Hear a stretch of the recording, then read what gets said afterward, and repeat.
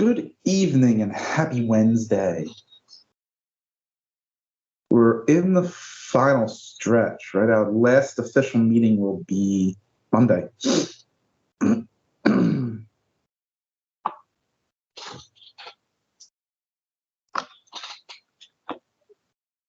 we're going to look at this evening is identities that deal with trig functions of multiple angles. So we'll look at the sum and difference identities. We'll look at double angle identities, half angle identities, and the reduction identities today.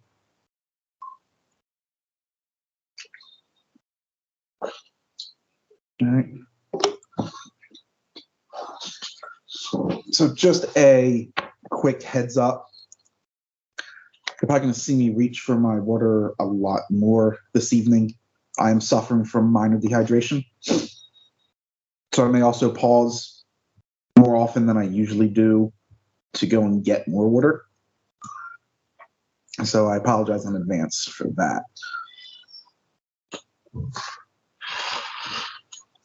Starting off, we're going to look at the sum and difference identities.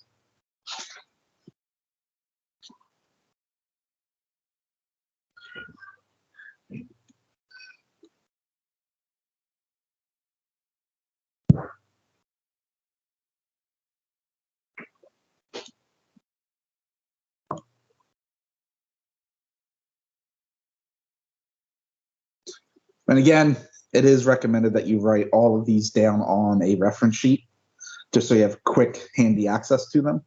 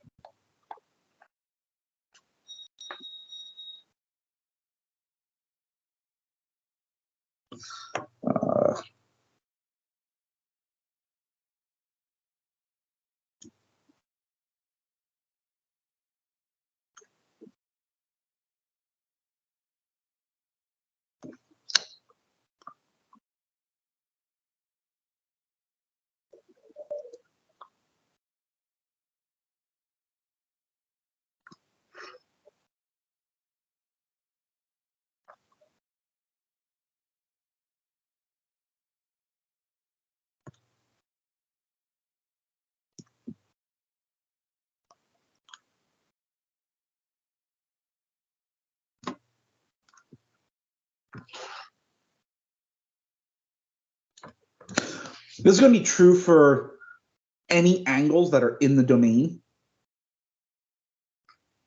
Right, so theta, phi are going to be in the respective domain. So for sine and cosine, that's all real numbers.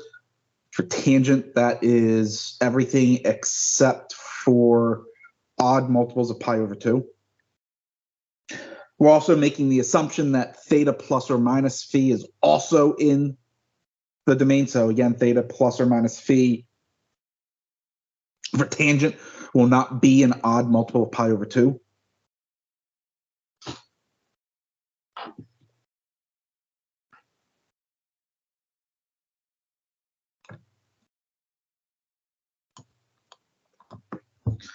Sine of theta plus phi.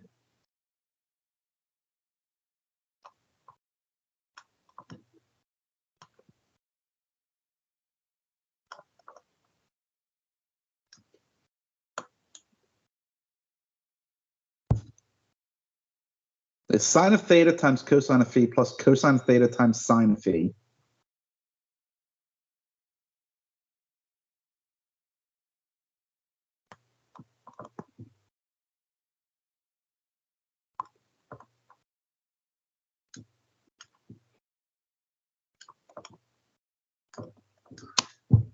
Sine of theta minus phi is the same thing, except the plus is switched with a minus.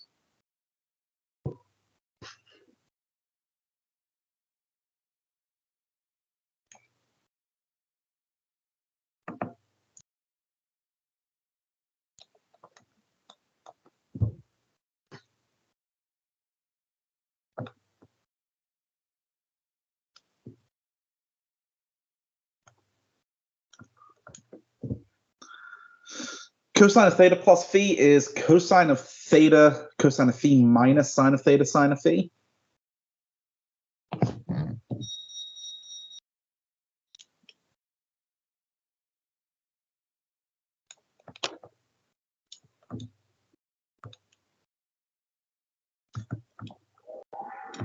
right? And then cosine of theta minus phi is the same thing, except the minus becomes a plus.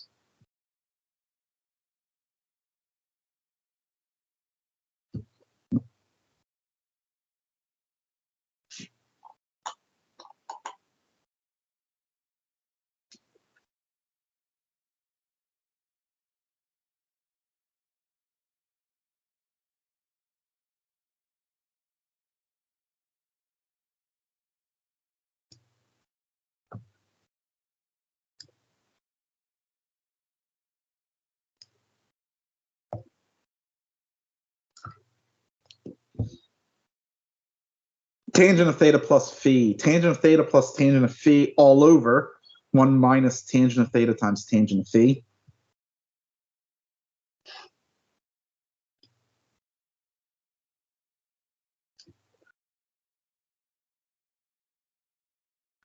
And then tangent of theta minus phi.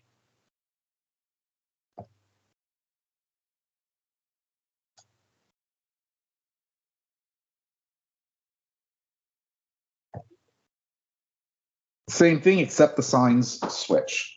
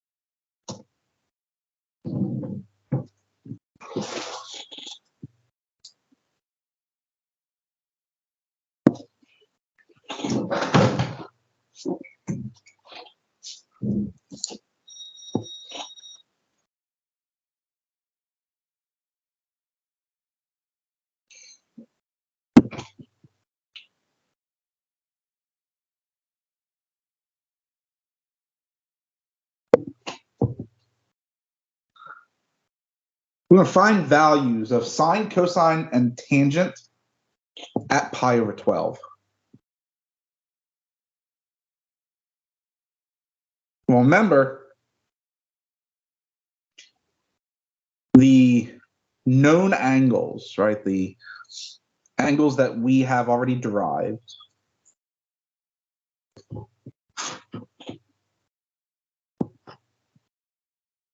We have 0,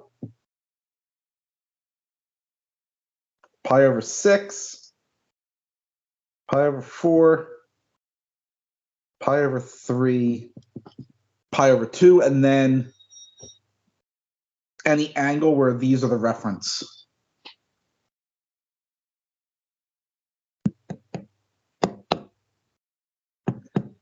The goal is to try and write pi over 12 as a sum or difference of these angles.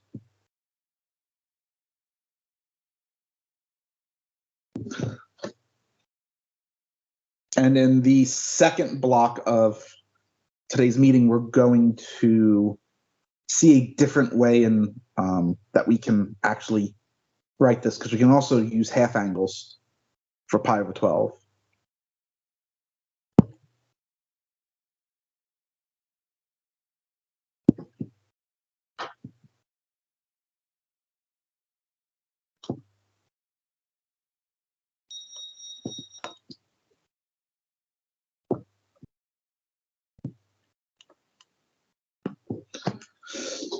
Pi over 12.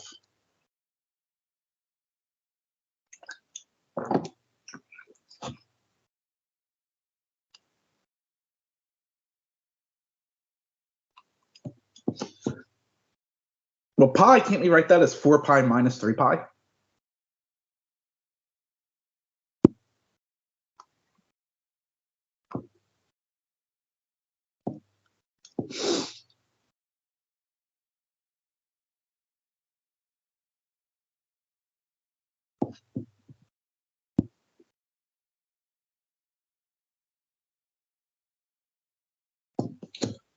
So we just wrote pi over 12 as pi over 3 minus pi over 4.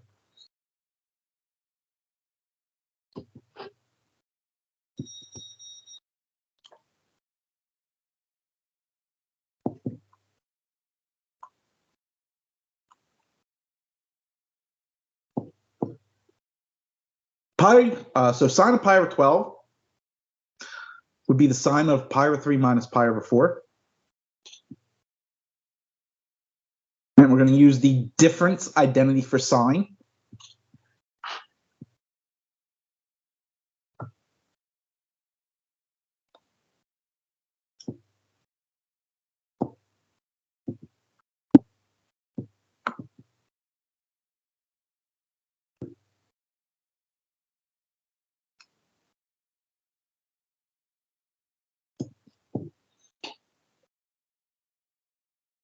Using the identity, we have sine pi over 3 times cosine pi over 4 minus cosine pi over 3 times sine pi over 4.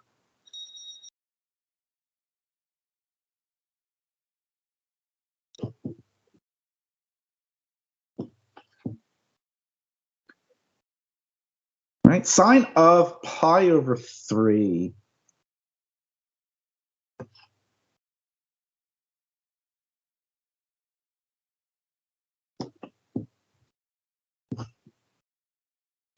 Root 3 over 2 times cosine of pi over 4.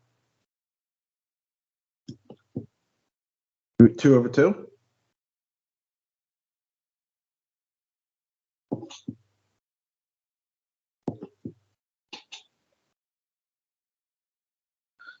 Cosine of pi over 3. 1/2. Sine of pi over 4 is root 2 over 2.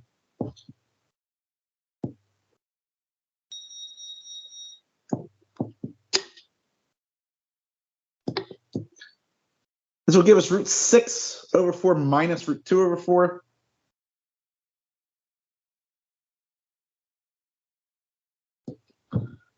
Or simplified to root 6 minus root 2 all over 4.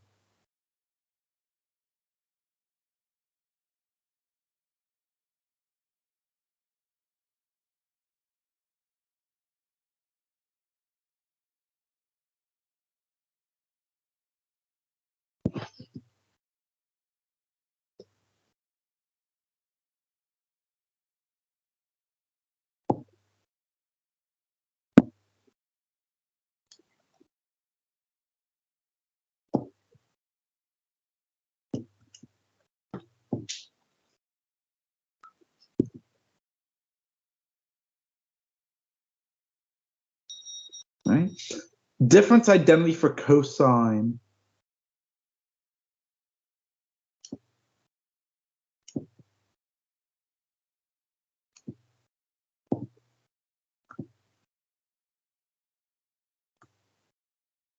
It's going to give us cosine pi over 3 times cosine pi over 4 plus sine of pi over 3 times sine of pi over 4.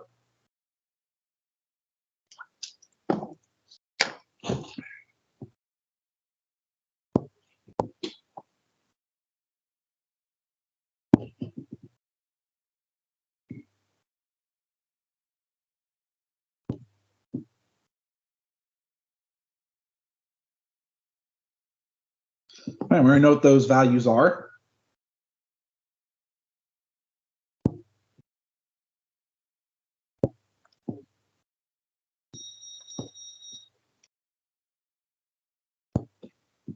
So then what we wind up with is root 6 plus root 2 all over 4.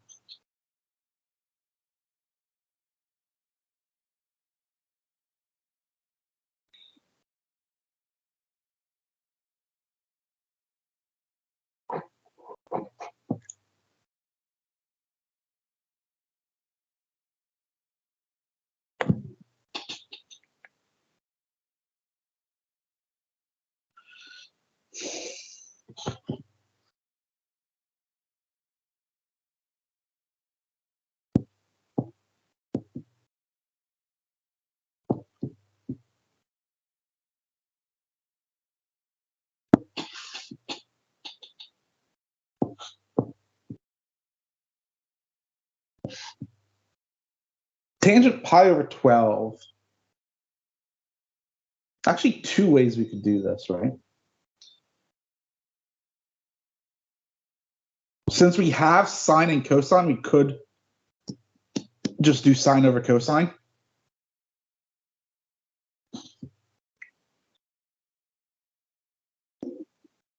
We could also use the difference identity. And that's the path that we're going to take.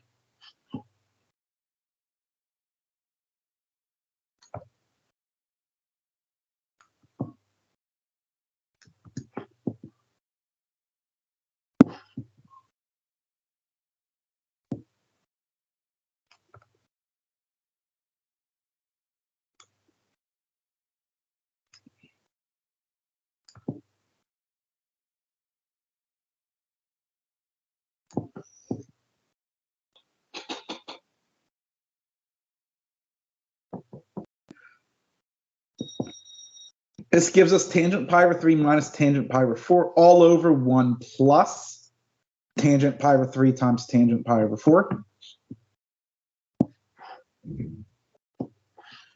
Tangent of pi over 3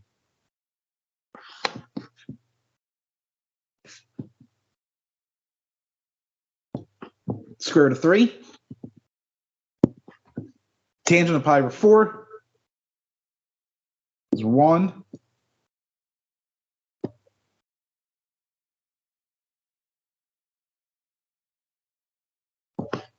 Right? Then we're going to have over 1 plus root 3 times 1.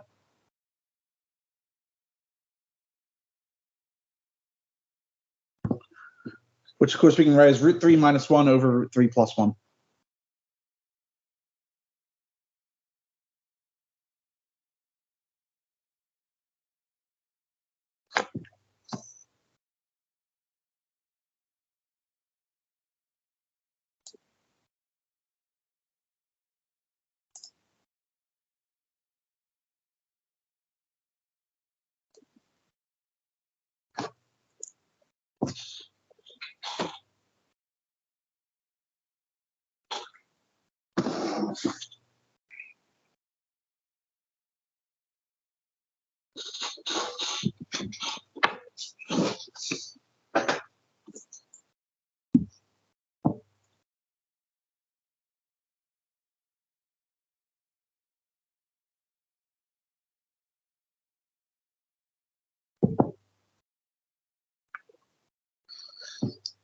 Now we want to find the value sine, cosine, tangent at 5 pi over 12.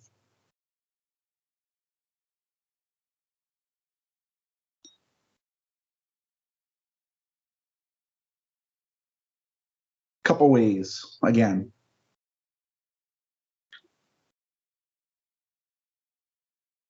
The way that we're going to do is to write 5 pi over 12 as a sum.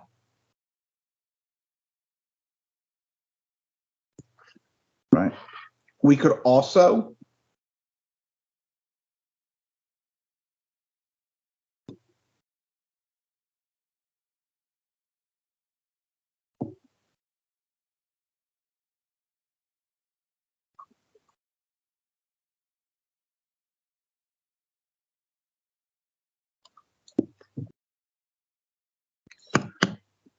recognize that 5 pi over 12 is pi over 2 minus pi over 12.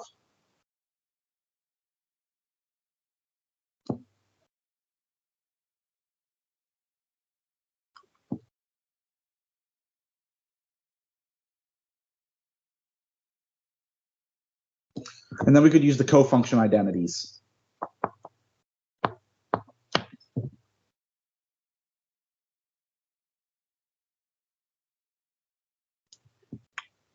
Which is the easier method. But I'm going to practice using the sum.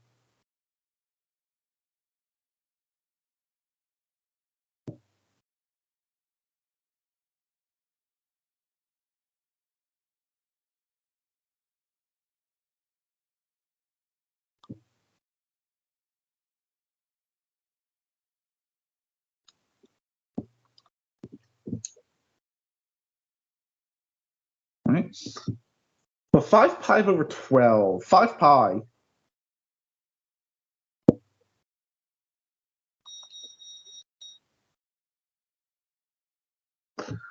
Can write that as 3 pi plus 2 pi, can't we?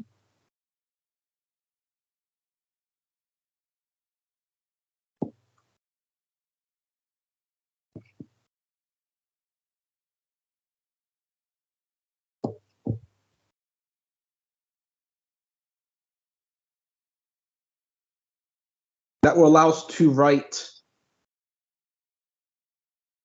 5 pi over 12 as pi over 4 plus pi over 6.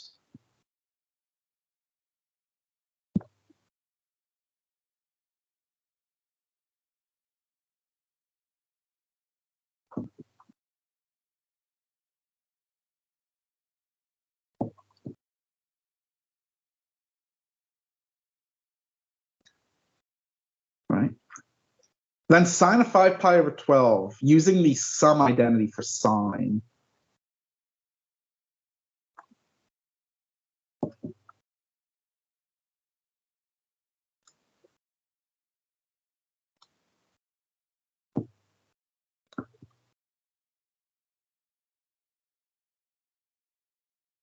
Sine pi over 4 times cosine of pi over 6 plus cosine pi over 4 times sine pi over 6. Cosine of pi over 4, we know is root 2 over 2. Cosine of pi over 6, we know is root 3 over 2. Cosine pi over 4, we know is root 2 over 2. Sine of pi over 6, we know is 1/2.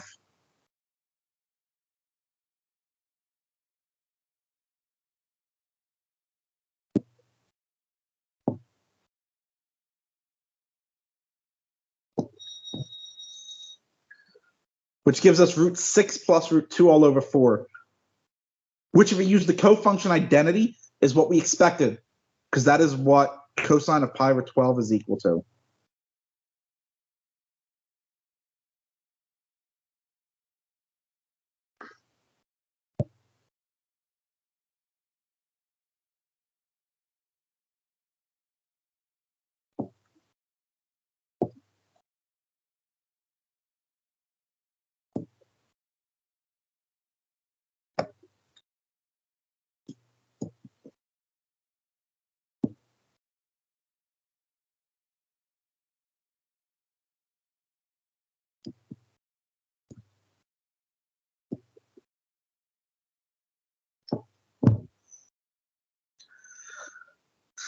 Using the sum identity on cosine, we can write cosine of 5 pi over 12.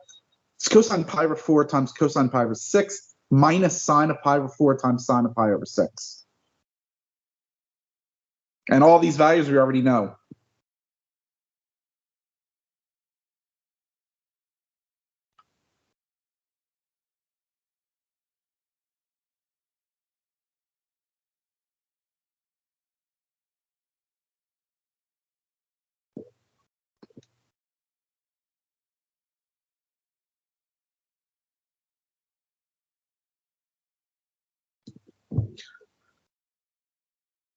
We'll get root 6 minus root 2 all over 4.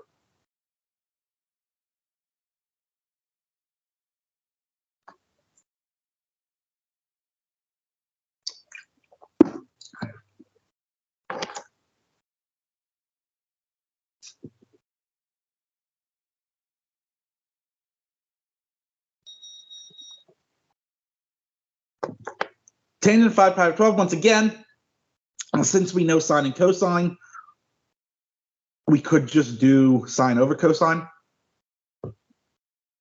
But to get practice on using the identity, we're going to go ahead and use the sum identity for tangent.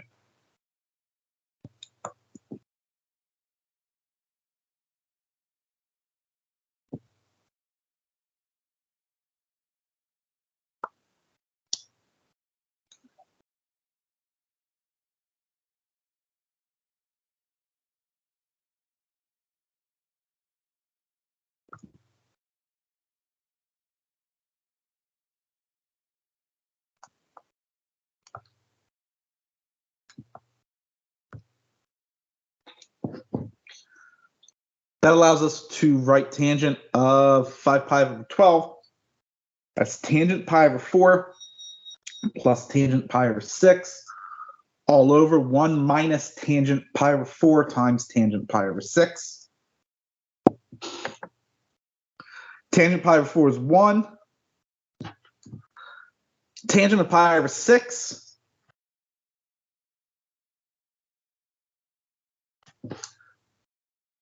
root 3 over 3 or 1 over root 3.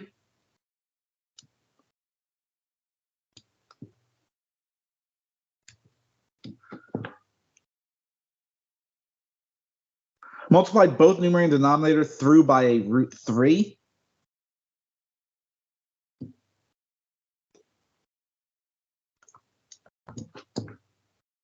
We'll get root 3 plus 1 over root 3 minus 1.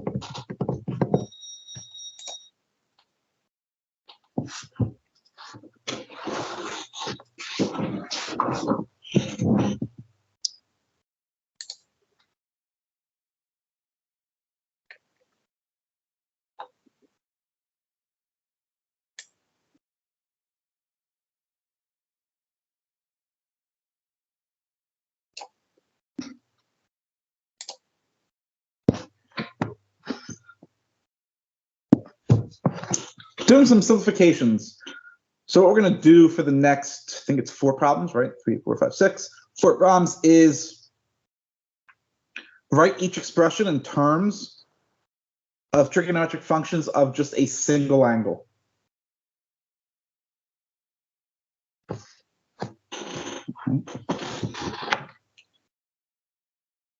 Sine of alpha plus beta plus sine of alpha minus beta.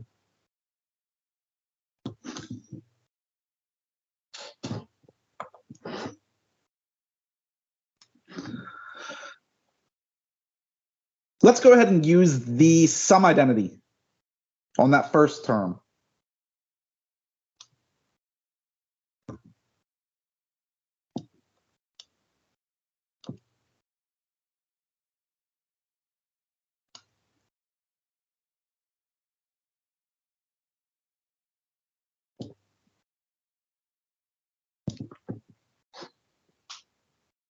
Be sine of alpha cosine beta plus cosine alpha sine beta.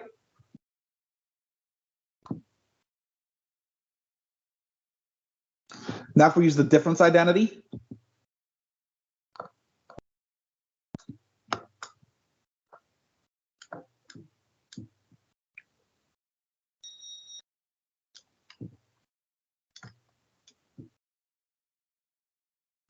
sine of alpha cosine of beta minus cosine of alpha sine of beta.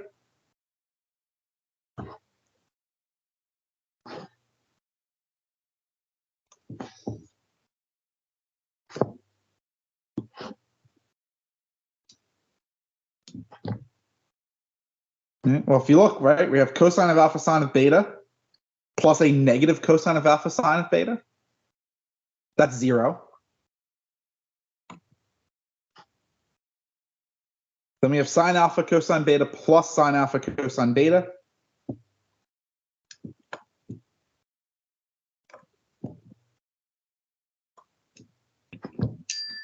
Which is 2 sine of alpha cosine of beta.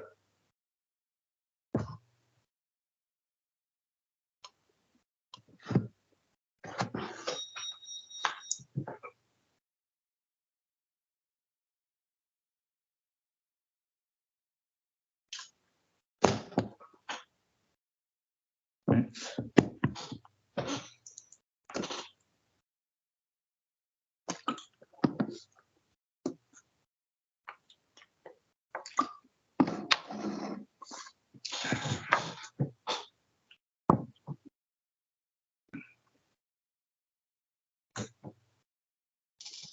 By the way, this is now an identity.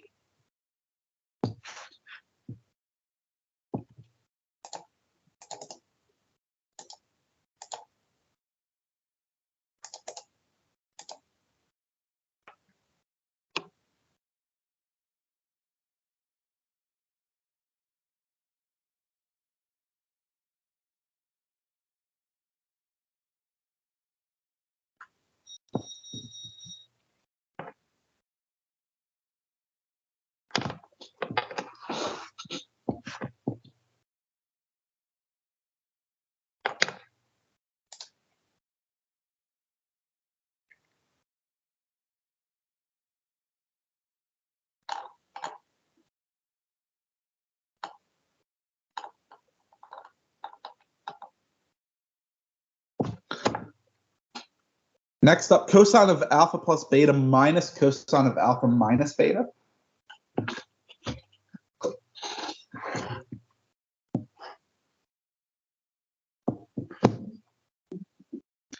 Well, again, we're going to use sum and difference identities, this time the cosine ones.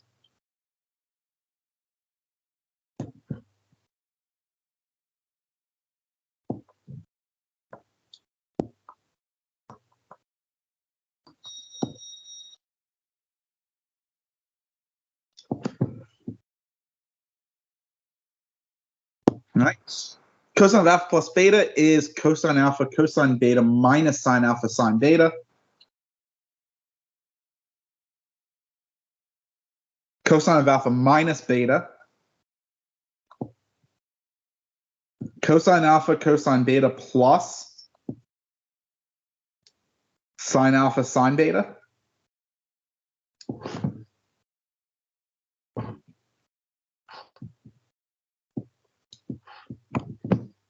We're going to have a cosine alpha cosine beta minus cosine alpha cosine beta. That goes to 0.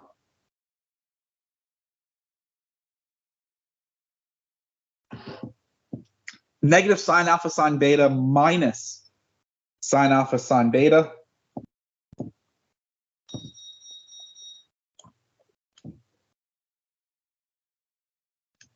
Will be negative 2 sine alpha sine beta.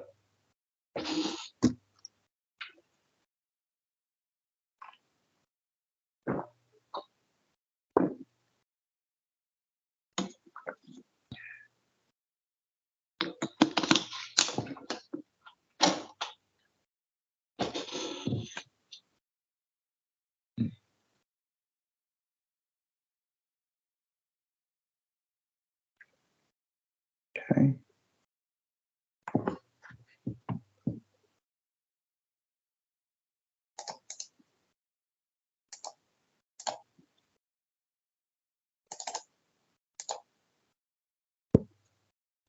Right.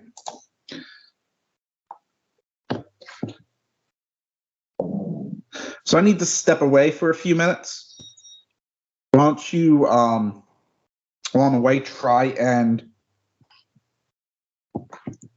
simplify this expression down to trigonometric functions of single angles. And then when I get back, we'll go ahead and see if you got it.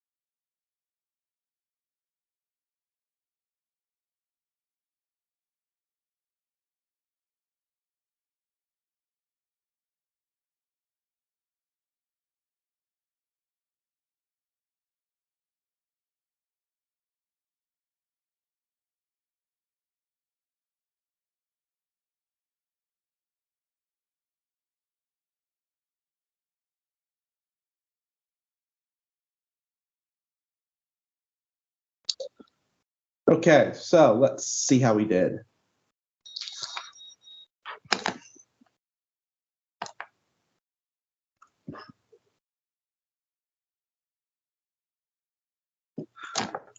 So notice that they represent tangent of the same angle, which means this fits into the difference identity for tangent.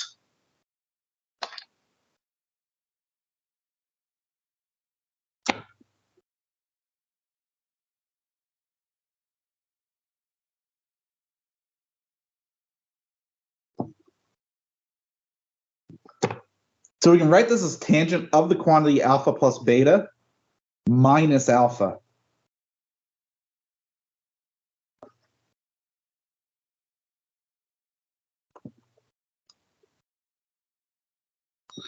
Which is, of course, just tangent of beta.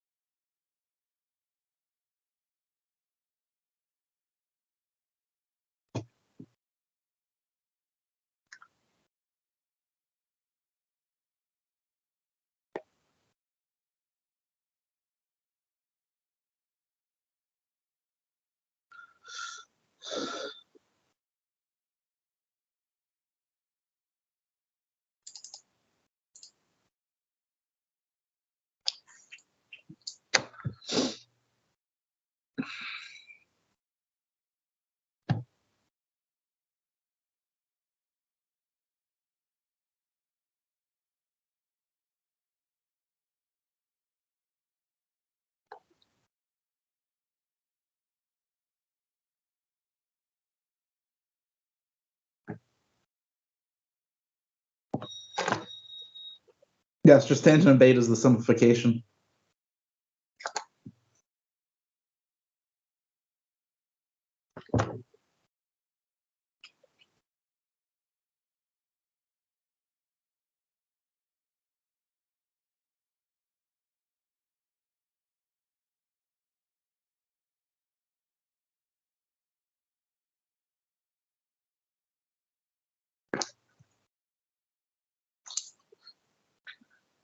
Right, now here,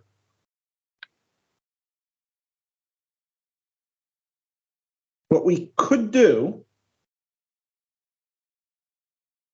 right, is we could expand out each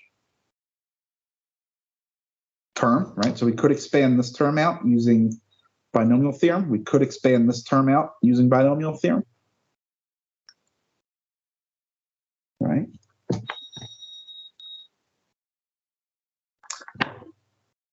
Or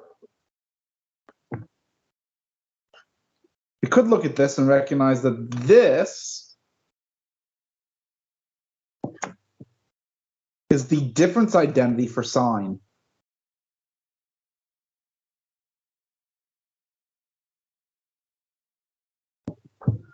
Right, that is sine squared of alpha minus beta.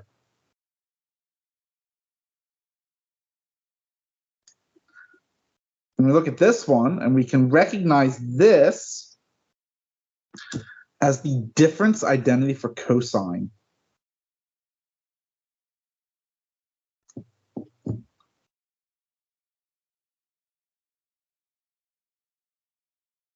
Right, well now look, we have sine squared of an angle plus cosine squared of the exact same angle.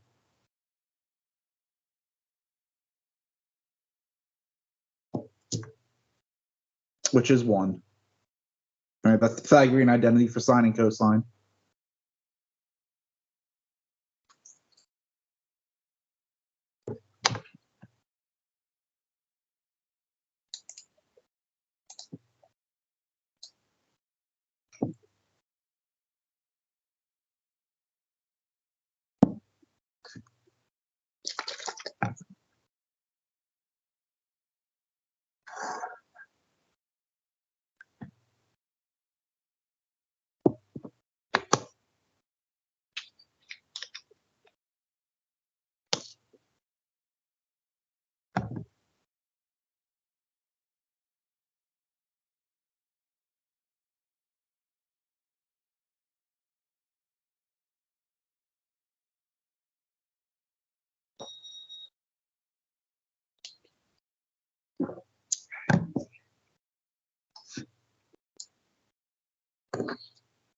So what we want to do for the next two problems is find sine of alpha plus beta and alpha minus beta, and then cosine of alpha plus beta and alpha minus beta, and then determine what those two angles, the alpha plus beta and the alpha minus beta, what quadrants they're in. So first we're given that sine of alpha is 4/5, cosine of beta is 5/13, and both alpha and beta are in quadrant 1.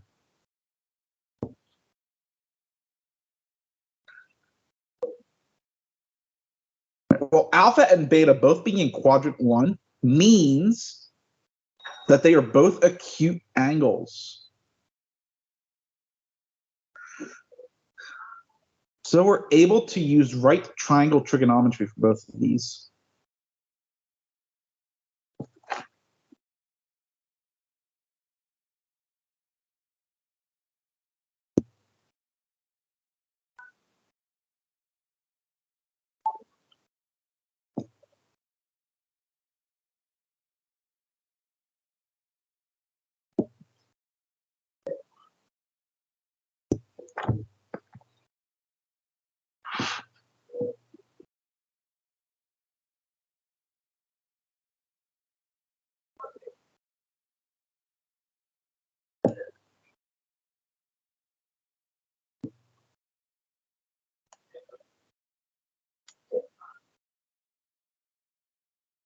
So we draw out two triangles to represent the angles.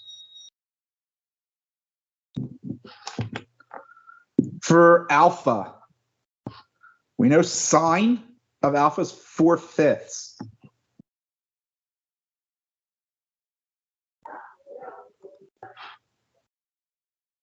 Right, opposite over hypotenuse. For beta, we know cosine is 5/13. Adjacent over hypotenuse. Now let's fill in the missing sides.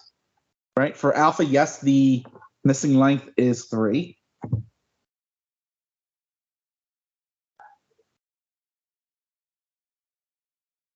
What about for beta?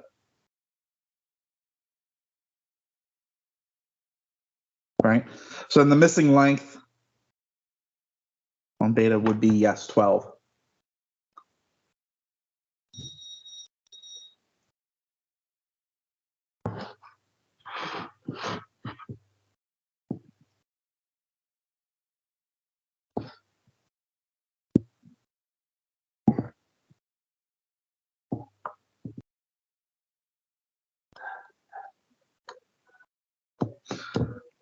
Let's start with sine of alpha plus beta.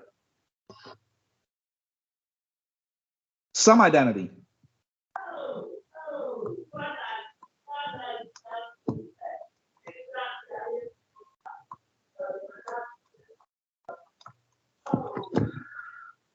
Sine of alpha cosine of beta plus cosine of alpha sine of beta, right? Sine of alpha we were given as 4/5. Cosine of beta we are given as 5/13.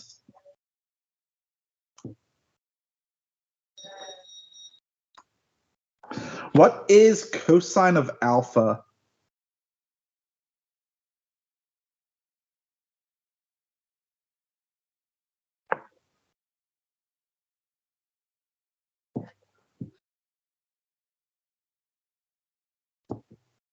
And what is sine of beta?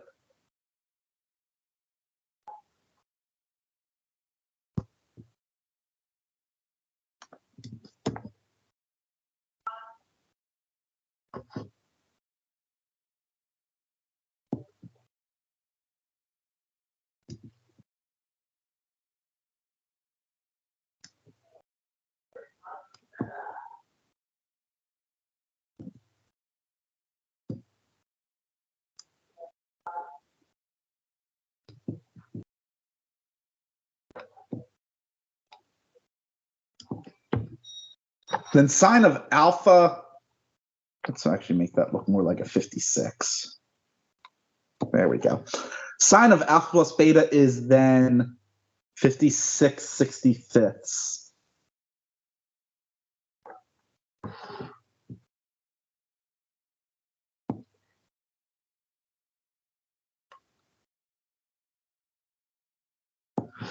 We look at cosine of alpha plus beta next. And again, use the sum identity for cosine.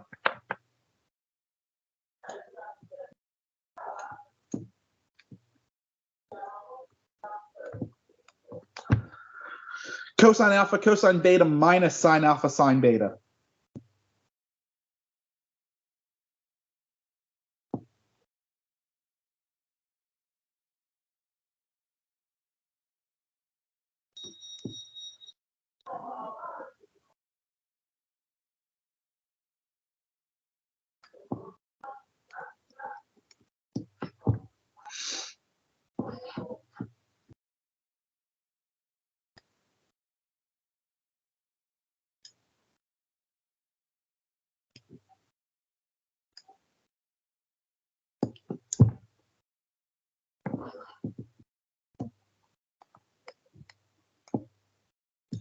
We'll get cosine of alpha plus beta is negative 33/65.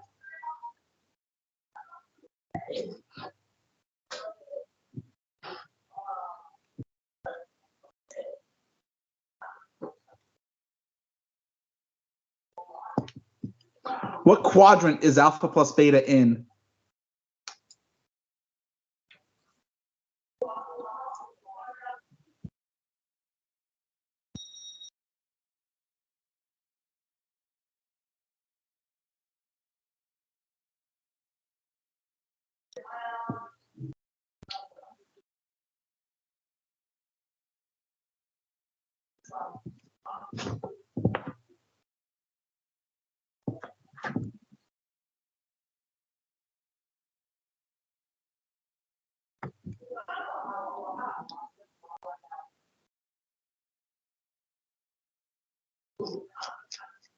Can only be one of them.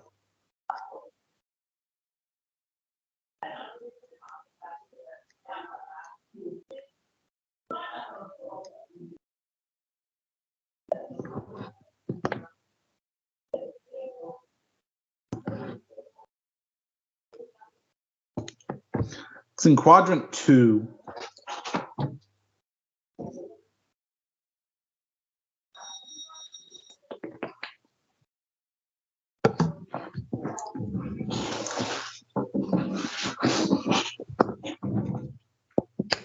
All right. Sine is positive, cosine is negative. That's quadrant 2.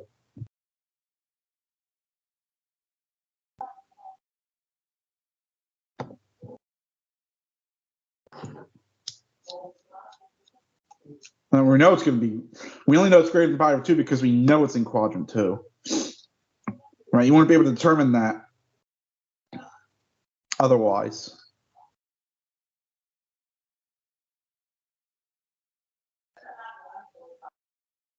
Right? So if this was all that you were given to look at,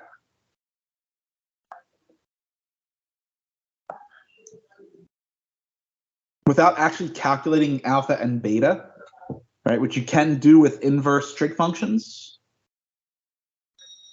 you wouldn't know that it's greater than pi over 2, right?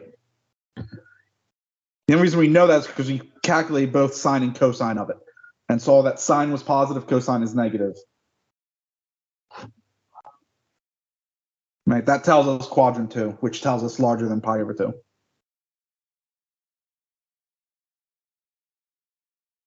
And by the way, larger than pi over 2 could also be quadrant 3, right?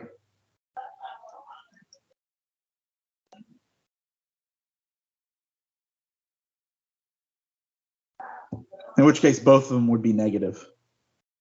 But we know that quadrant 3 is not a possibility. Right, you can't take two acute angles, add them together, and get an angle larger than 180, or just pi.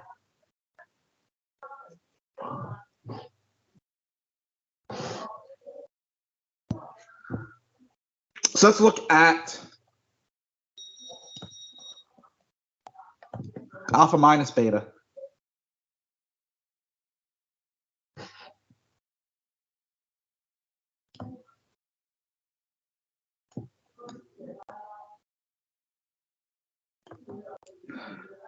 Difference identity for sine. Sine alpha, cosine beta minus cosine alpha, sine beta.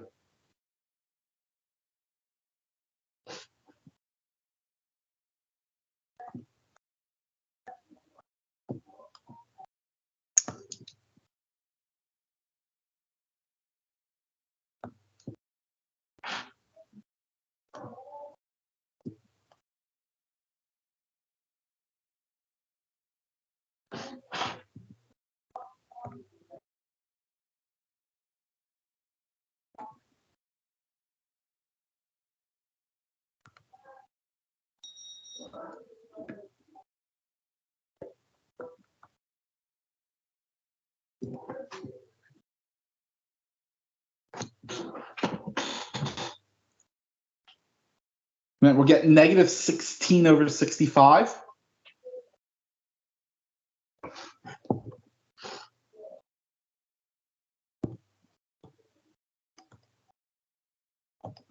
Right, cosine of alpha minus beta, use the difference identity.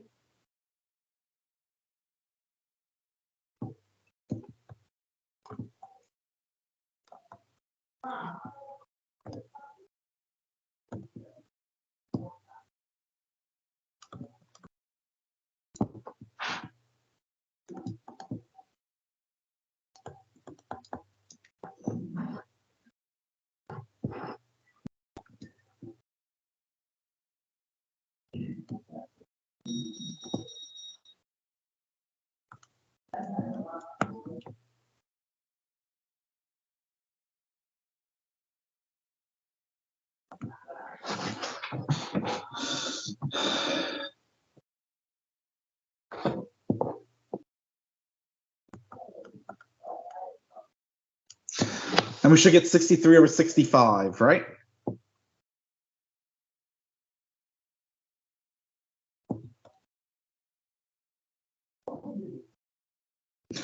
Which puts alpha minus beta in what quadrant?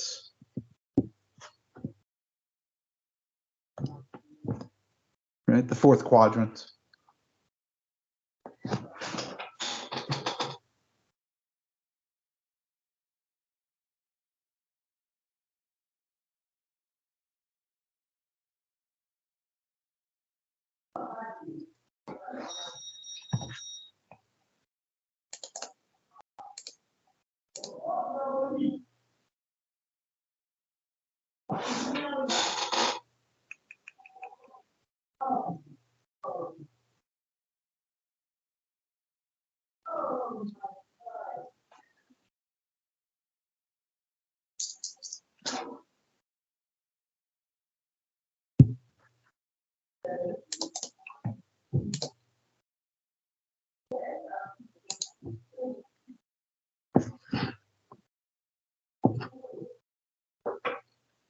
Right. Sine of alpha is 2/3, cosine of beta is 3/4. We're told alpha is in quadrant 2 and beta is in quadrant 4.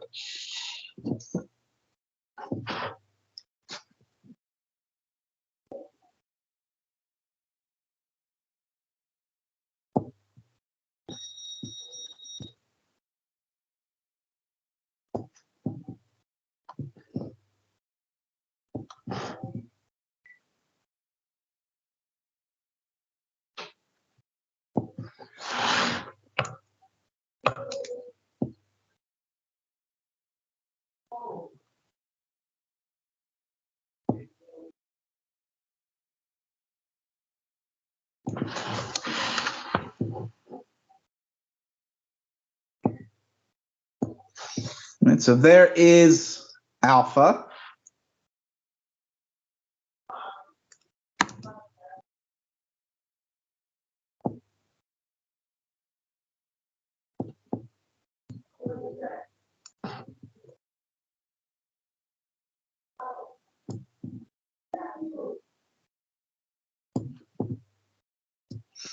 We'll say there's beta.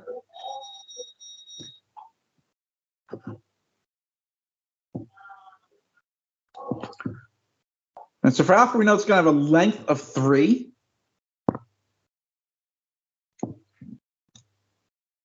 And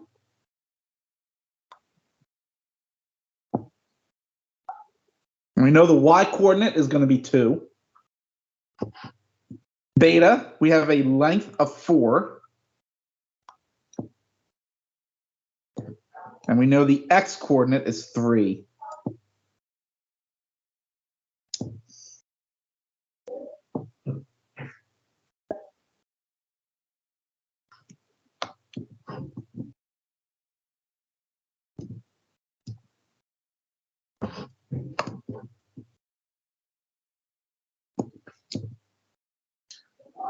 So what are the missing coordinates?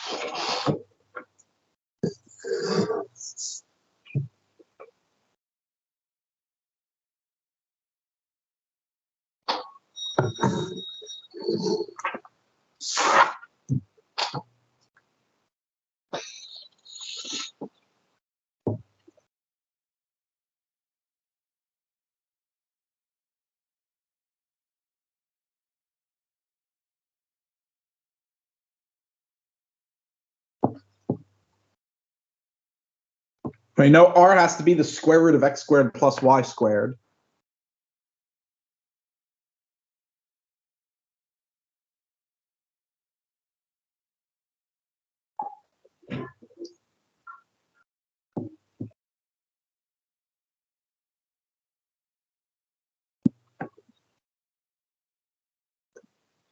For alpha, your x has to be negative root 5.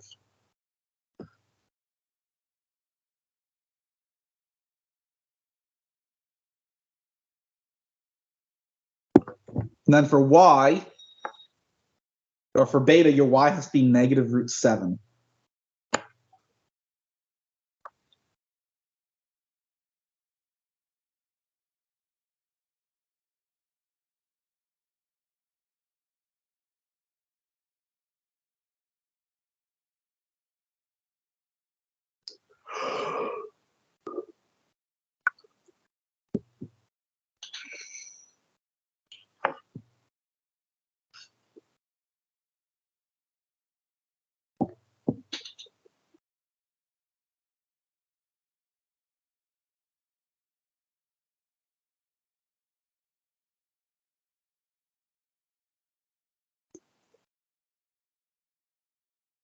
Well, x is an x coordinate, right? So it's the x coordinate of the point.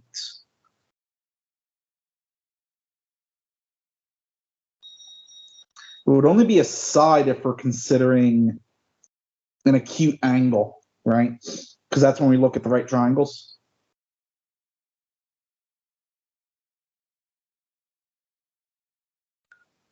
So it depends on whether you're dealing with a right triangle, right? So an acute angle, or you have to look at the coordinate system, point on a circle.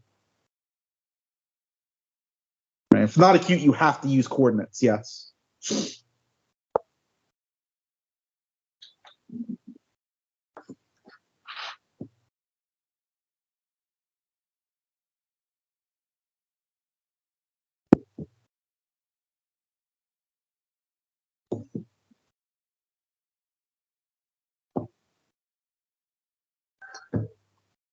Right, some identity for sine. And we know what sine of alpha is. We know what cosine of beta is. What is cosine of alpha?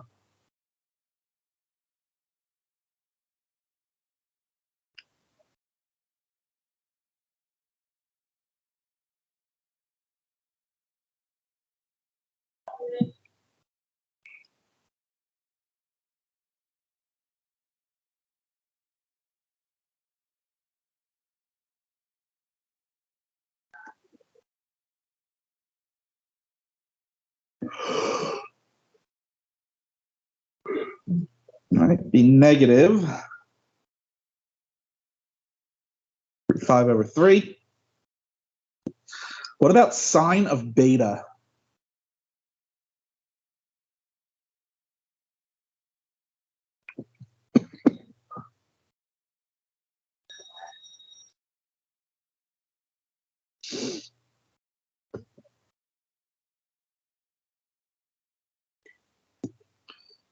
It'd be negative root 7 over 4.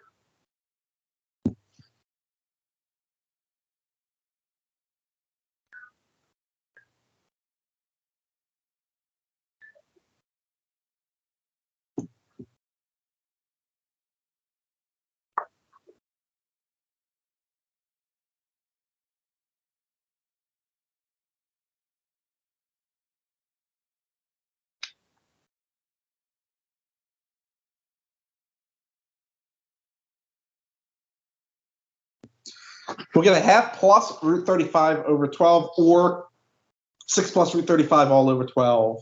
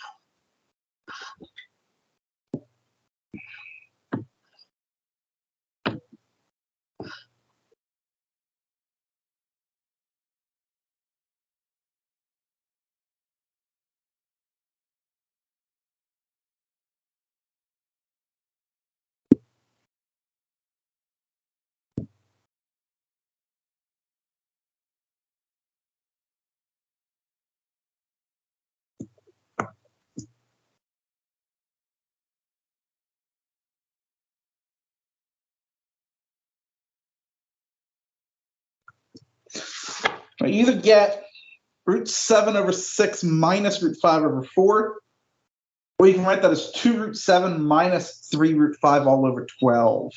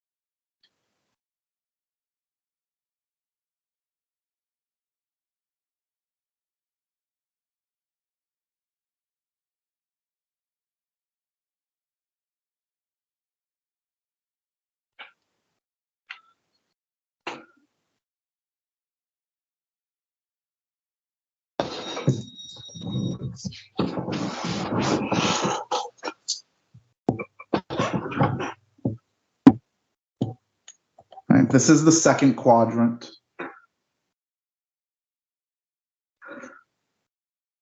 Clearly, sine is positive.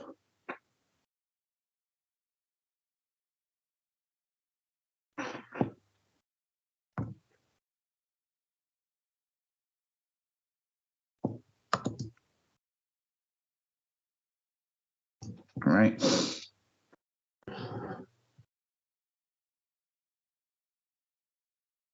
This one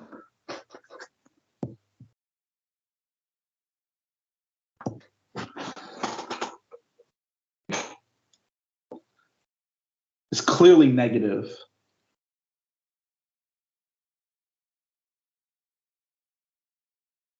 Right? You can do it in your head.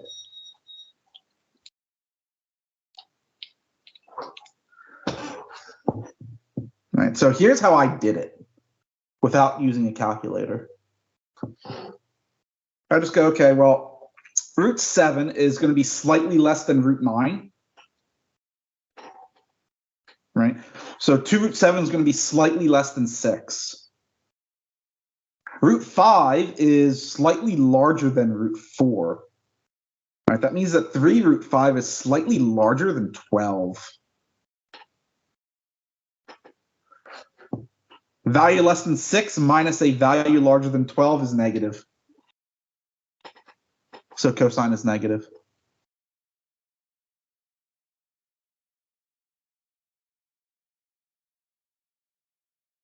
Right?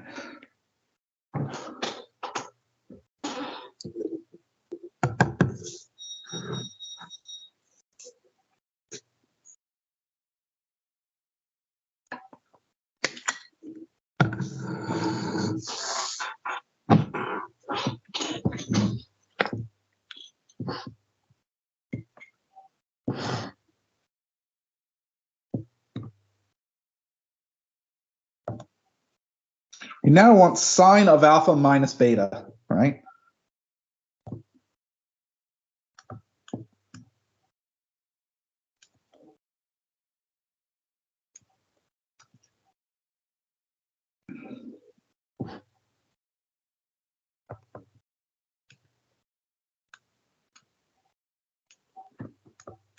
From above, that's going to be a half minus root 35 over 12, which is going to wind up being 6 minus root 35 all over 12.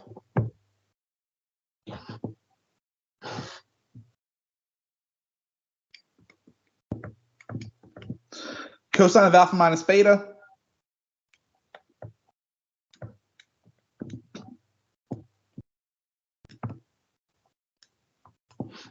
And again, from above, that's going to give us negative root 5 over 4 minus root 7 over 6.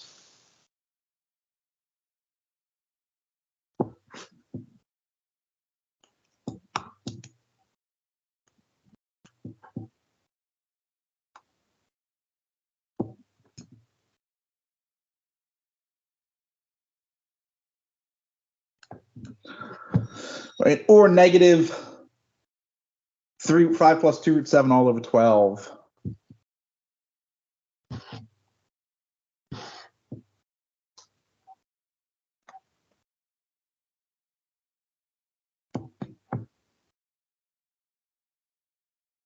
This is also the second quadrant.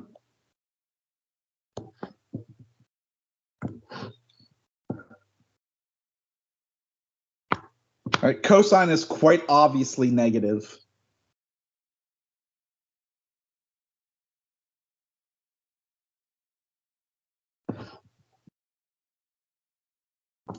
And sine is clearly positive. Right, root 35 is less than root 36.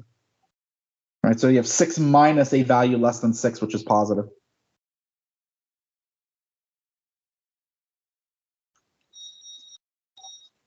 I should say a value slightly less than 6, which is positive.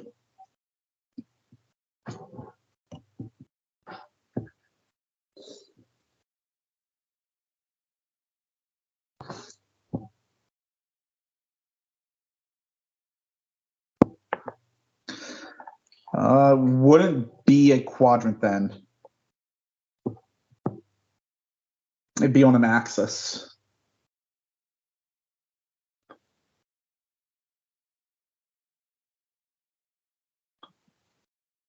And so you have to determine if it's the positive positive and negative x or positive and negative y.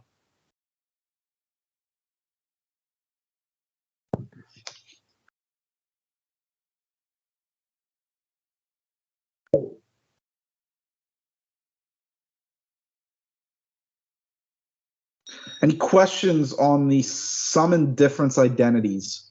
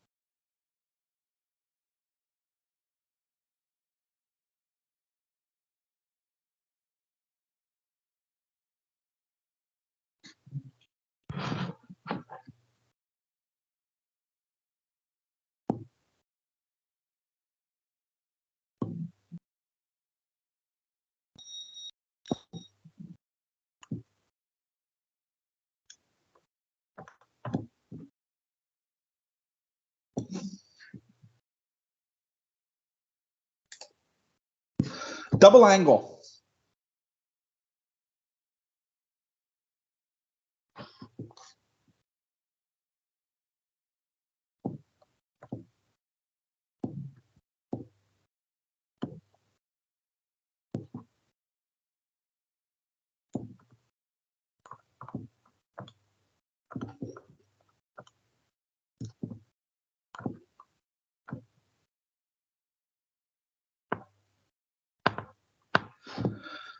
So we're going to consider any real number theta that puts theta and 2 theta in the domain, right? So again, for sine and cosine, that's just everything. For tangent, that'd be anything such that theta and 2 theta are not odd multiples of pi over 2.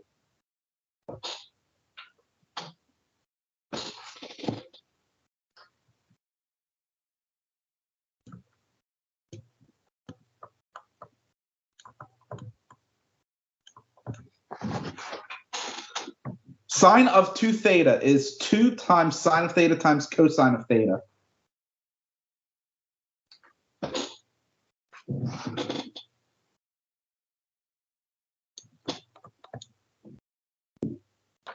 Cosine of 2 theta, we have 3.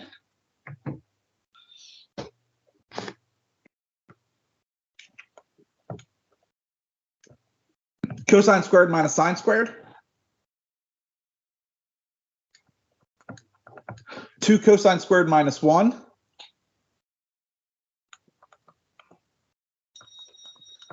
Or 1 minus 2 sine squared.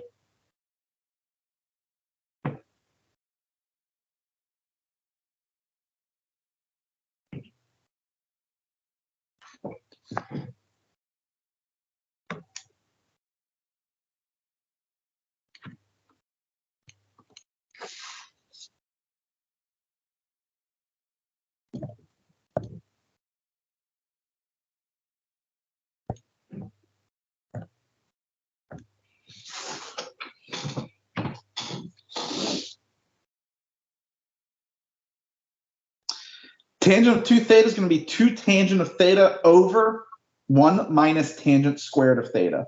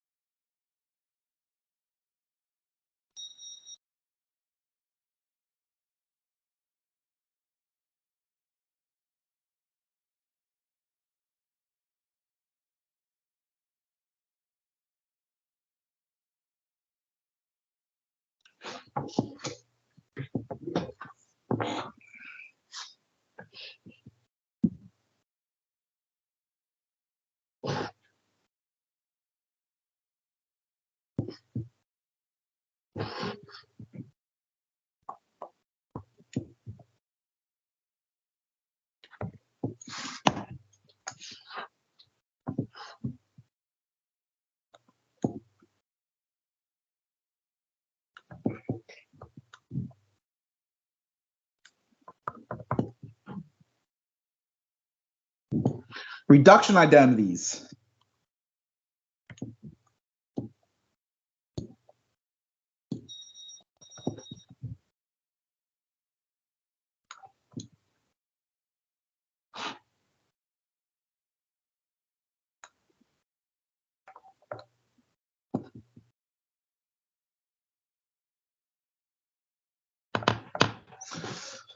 Again, we're going to have theta being any real number so that theta and 2 theta are in the domain.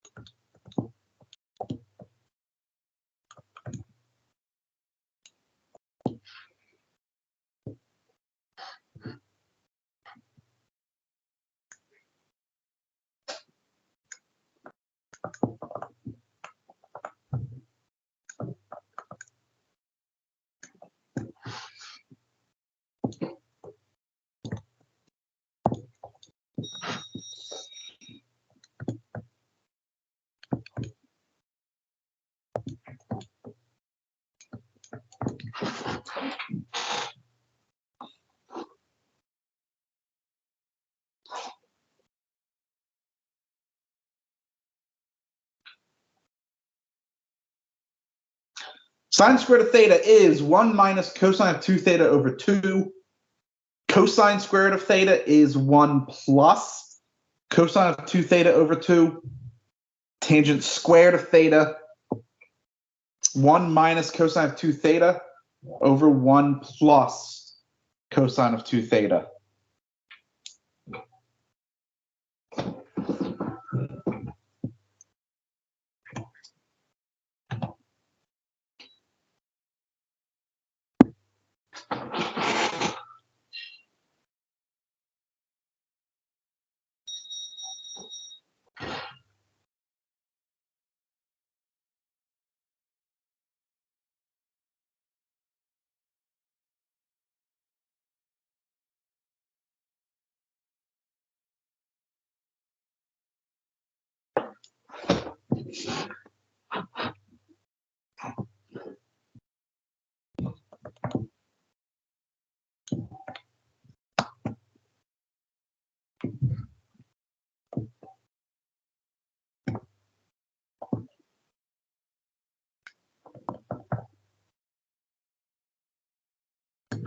Half angle identities.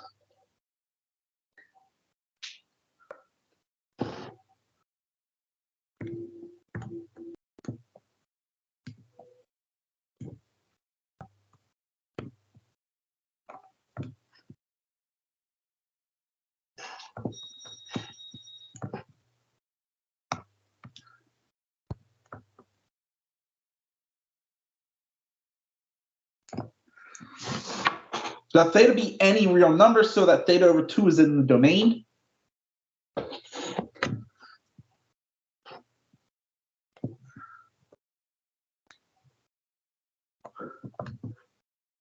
Oops, I want sine first.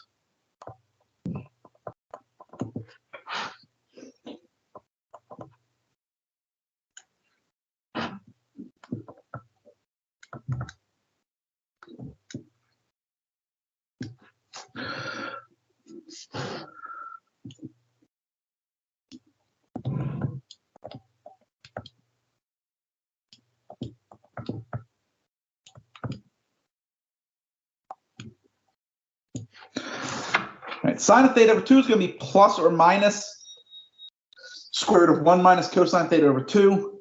Cosine of theta over 2 will be plus or minus the square root of 1 plus cosine theta over 2.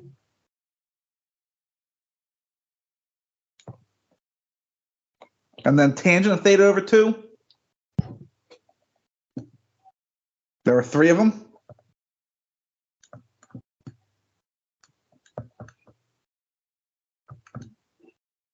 Plus or minus the square root of 1 minus cosine. Why did I write 2 theta? No idea. Plus or minus the square root of 1 minus cosine theta over 1 plus cosine theta. Or sine theta over 1 plus cosine theta. or 1 minus cosine theta over sine theta.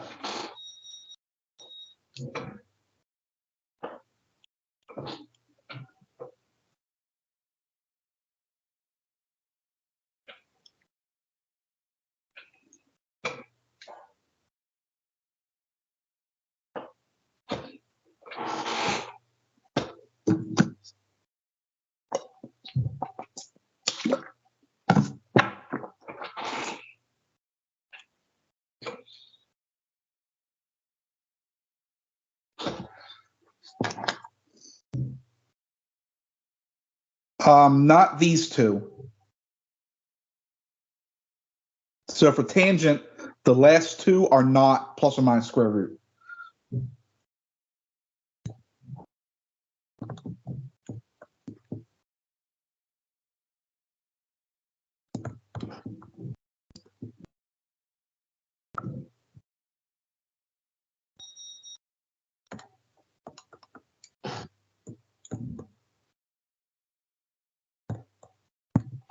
Right, the plus or minus is determined by where theta over 2 is located, right? So it's determined by what quadrant theta over 2 is in.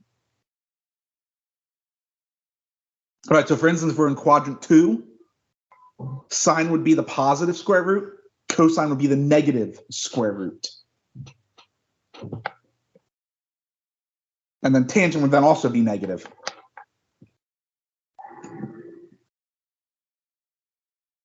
Right, but these two here for tangent are guaranteed to give you the proper sign, which is why you don't need the plus or minus there.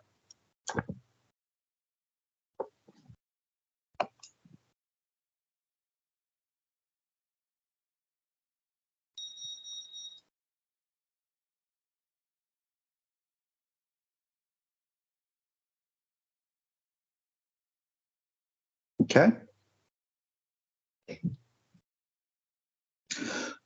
So then let's do this. Let's take a break, come back at 7:50, and we will then finish up. So we'll then look at problems that use these identities, right? So either a double angle, half angle, or reduction identity. Okay. I will see everyone again at 7:50.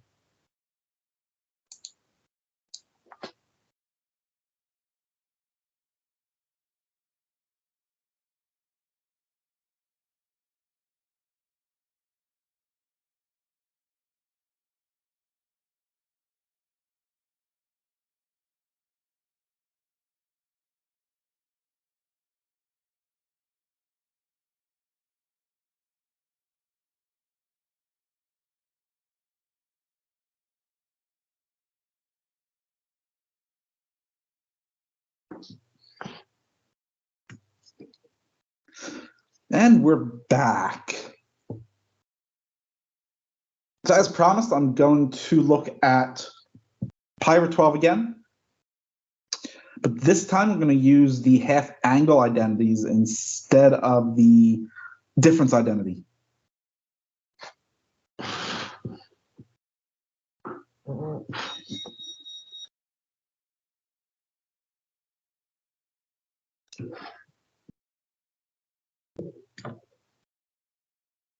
Right, so sine of pi over 12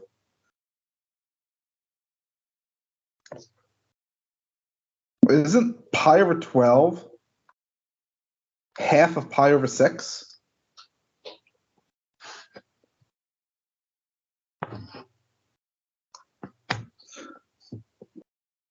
Pi over 12 is quadrant 1. Sine is positive, so we're going to use the positive square root. We get 1 minus cosine of pi over 6 all over 2. Right, square root of that.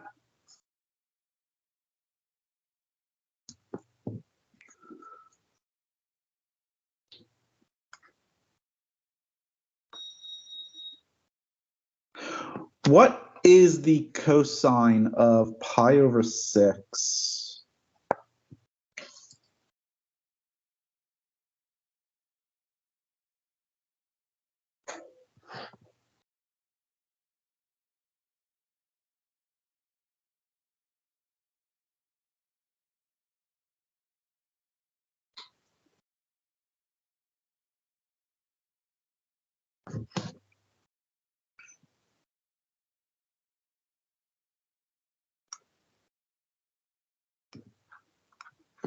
Multiply numerator and denominator by 2.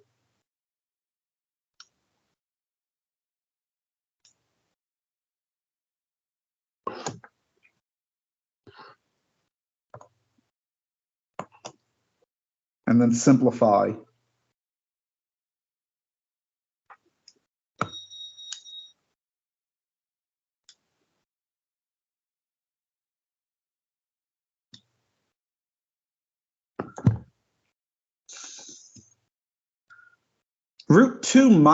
Square root of 2 minus root 3 all over 2.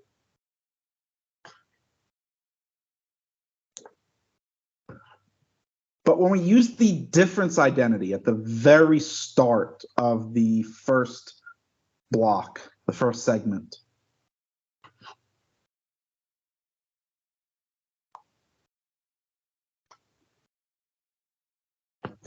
then we get this. Root 6 minus root 2 all over 4.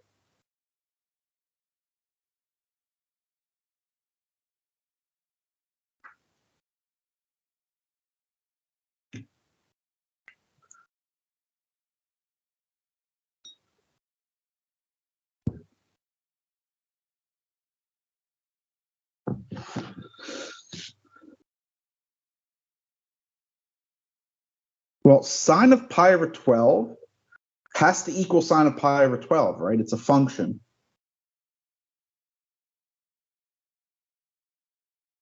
You can't have sine of pi over 12 being two different values.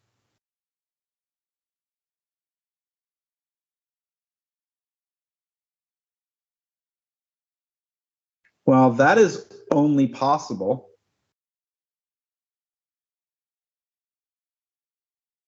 if these two are actually the same.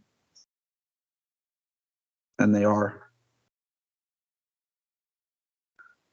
These are the same number, just different forms of that number.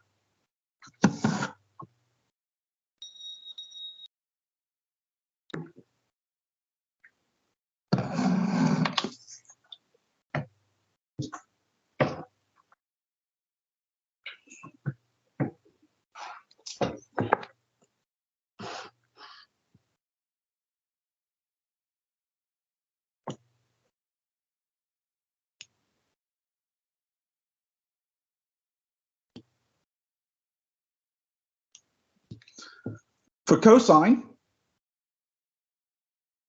we again take the positive square root, right? Because quadrant 1, cosine is positive.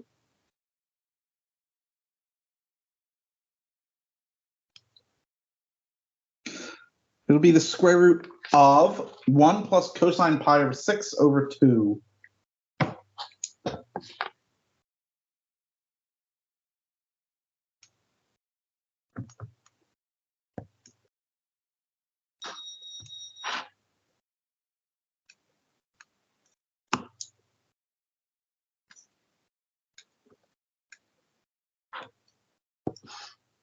And when we simplify it,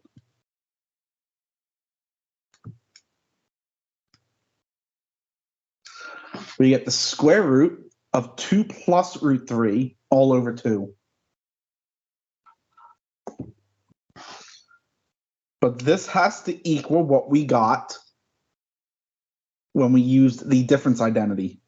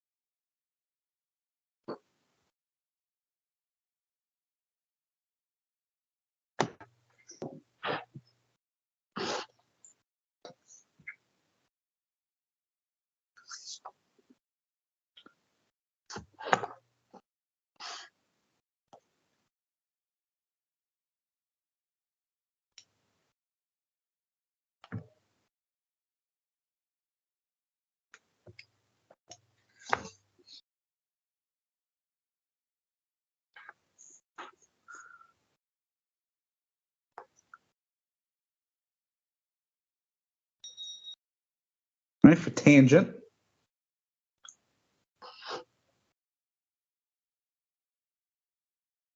Positive, right, so square root. Oops, I don't want to do that just yet.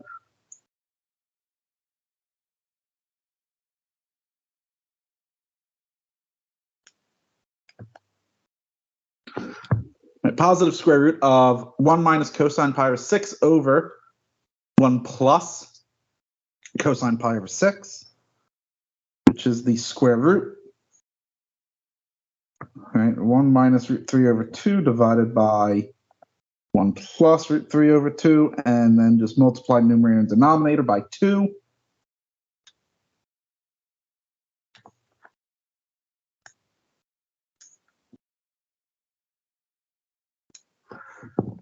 Square root of 2 minus root 3 over 2 plus root 3.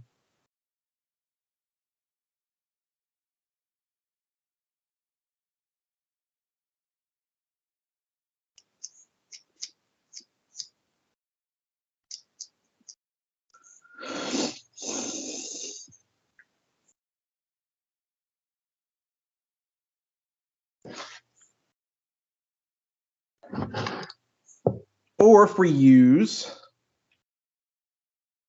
this one here,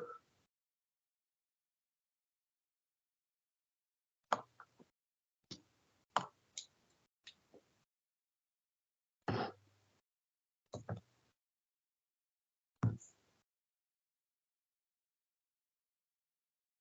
was 1 plus. I have no idea why I wrote cosine pi over 3 when that should be pi over 6. Sine of pi over 6 is a half.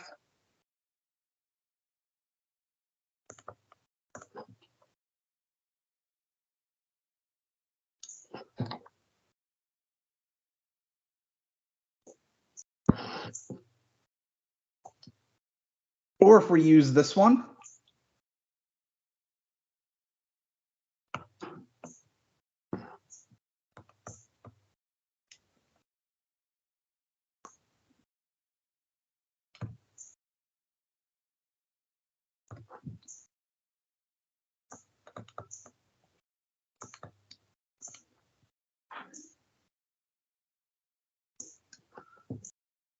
get 2 minus root 3.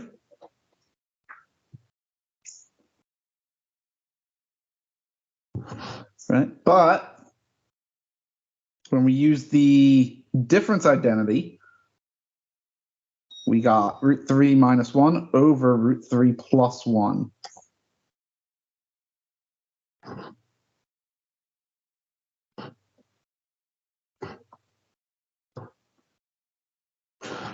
All of these forms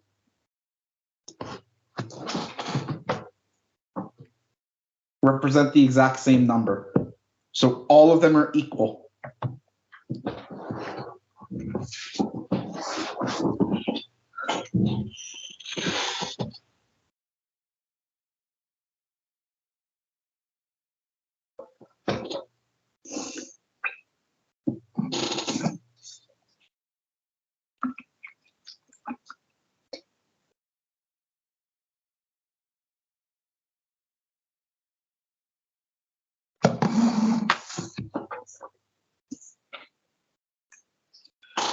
And if they weren't, tangent couldn't be a function, right? Because if they weren't equal, let's say none of them are equal to any of the others, right? Then what this would be saying is that tangent of pi over 12 equals 4 different values, which violates the definition of a function. And we know that can't be.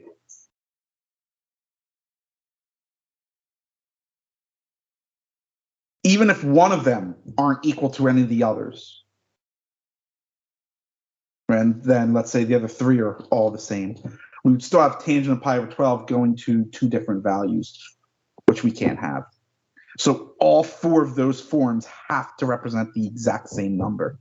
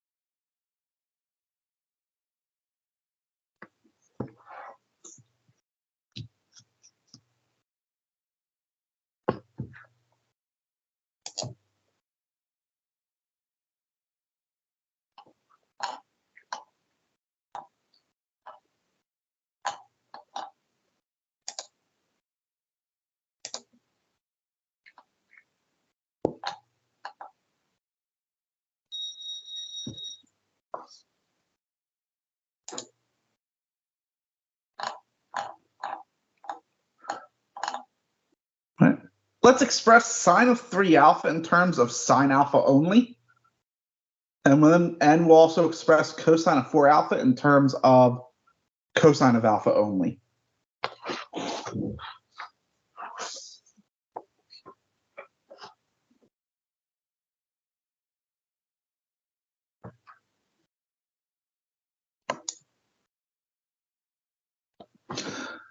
Right, so sine of 3 alpha. Can write that as sine of alpha, so sine of alpha plus 2 alpha.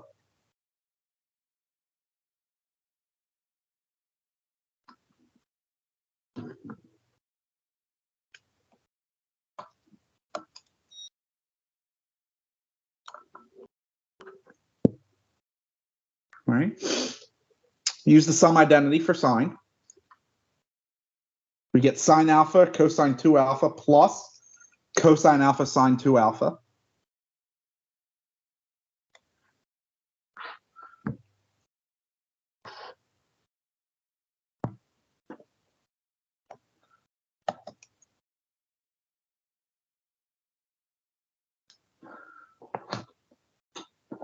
Want to use a double angle identity for cosine 2 alpha.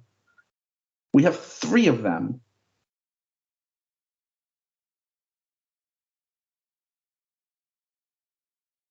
We want to use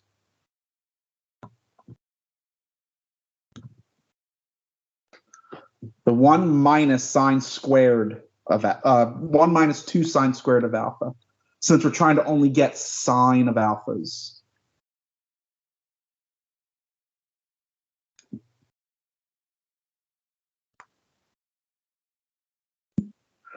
For sine of 2 alpha, right, double angle for sine.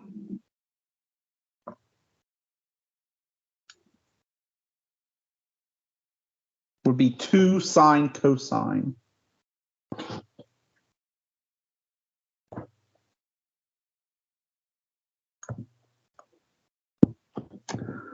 Distribute that sine alpha through in the first term. We get sine of alpha minus 2 sine cubed of alpha. Distribute this cosine through. And we get 2 times sine of alpha times cosine squared. However, remember, we want only sines.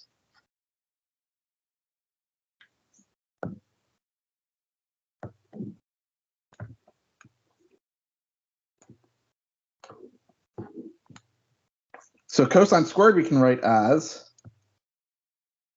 1 minus sine squared.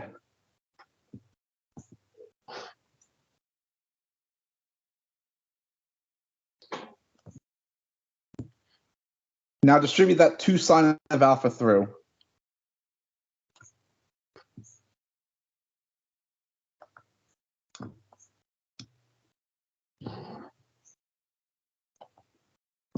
And then once we simplify, we get 3 sine of alpha minus 4 sine cubed of alpha.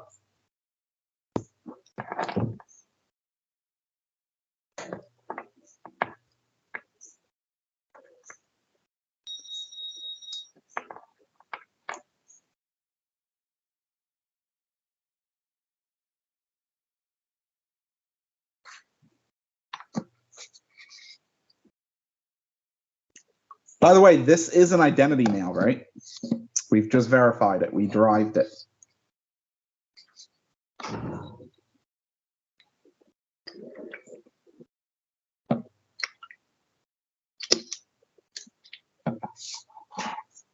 So if I wanted sine of pi over 12, I can write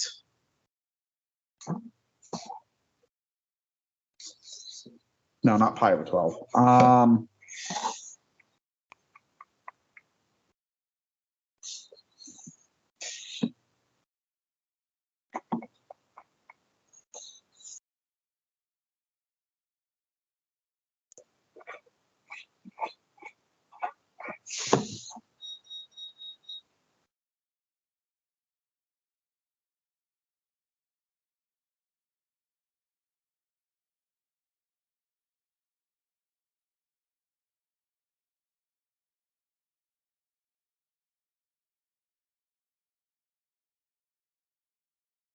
I can't think of an angle off the top of my head that I would use a triple angle identity for.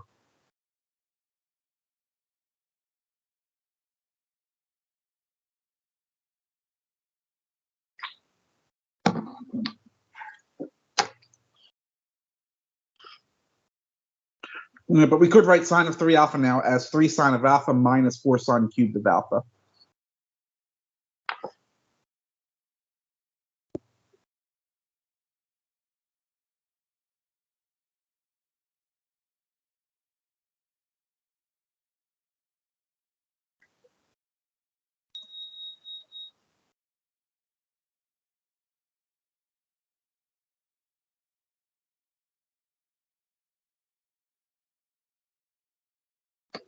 We now look at cosine of 4 alpha. Remember, we want to write this in terms of cosine only.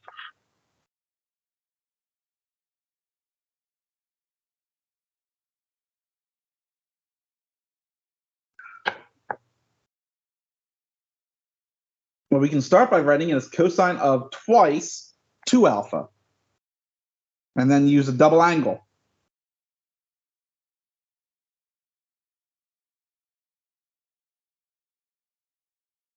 Use 2 cosine squared of 2 alpha minus 1.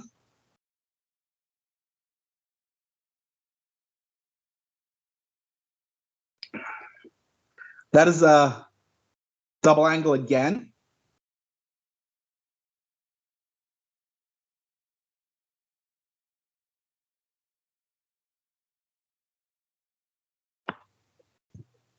All right, so cosine of 2 alpha is 2 cosine squared of alpha minus 1. Since the cosine of 2 alpha is being squared, so does this quantity.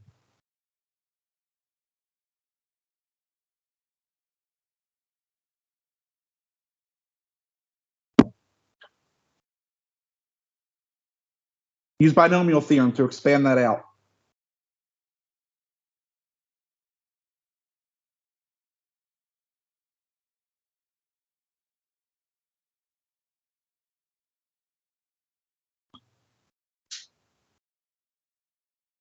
Now distribute that 2 through.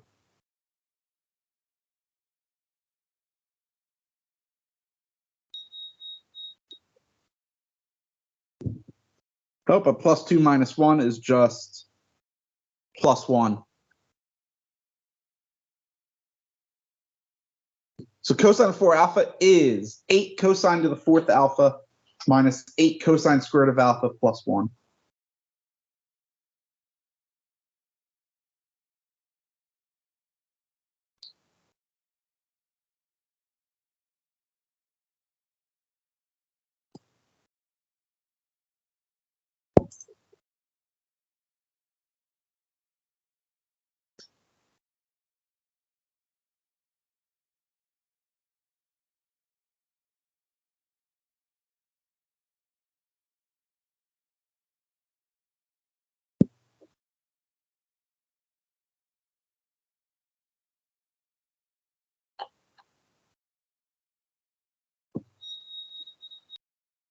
All right.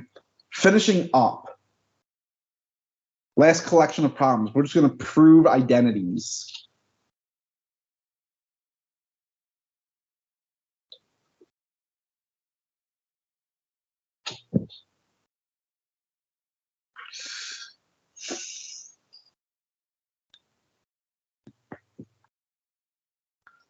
Right. Cosine of 2x is equal to cosine to the fourth minus sine to the fourth. Well, cosine of 2x, let's write that using double angle. That gives us what? That gives us cosine squared minus sine squared, right?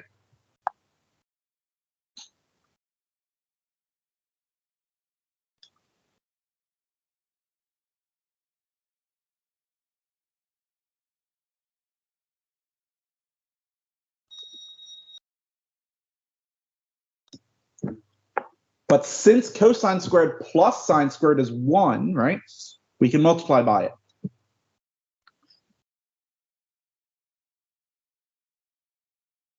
This is now a difference of two squares.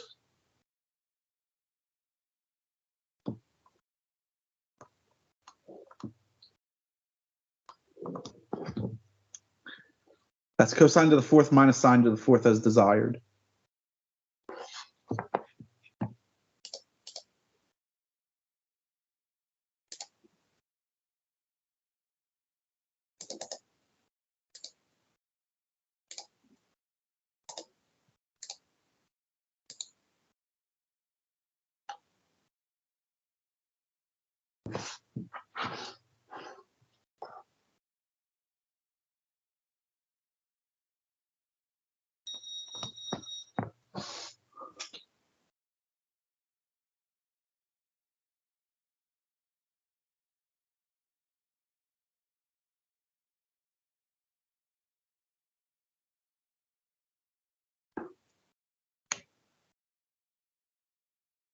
One minus 1/2 sine of 2x.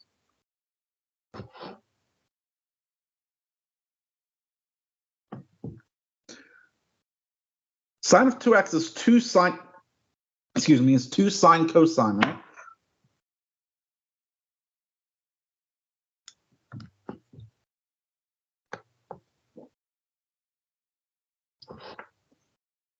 I can rewrite 1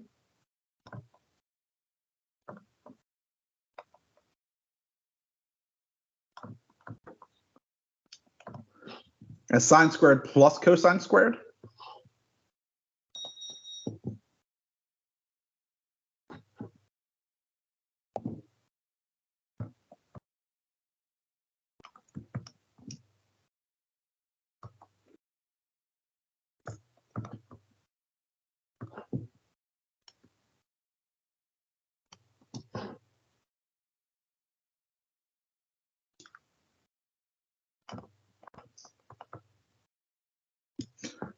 If we now multiply numerator and denominator by sine x plus cosine x, and I'm also rearranging the terms, right, so that I can write it as sine squared. Uh-oh, there should be an x there.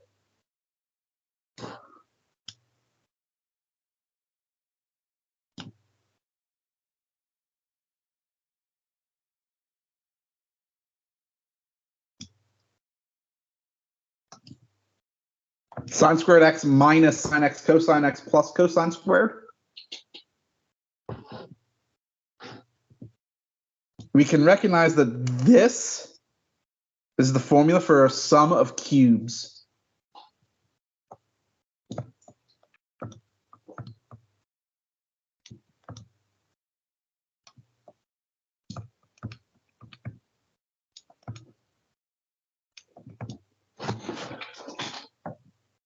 And that gives us sine cubed x plus cosine cubed x over sine of x plus cosine of x as desired.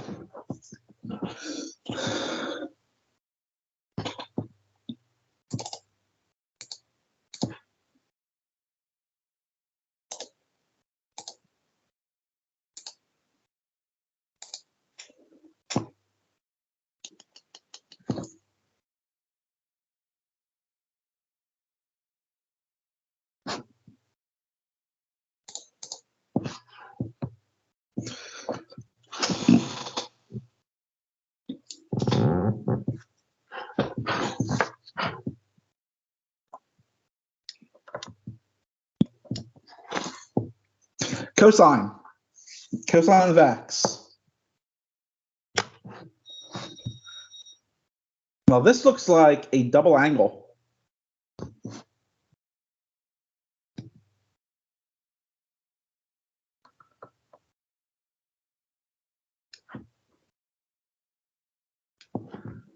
I mean, isn't x twice x over 2?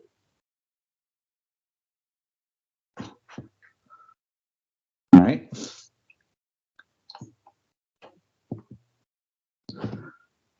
So double angle formula for cosine.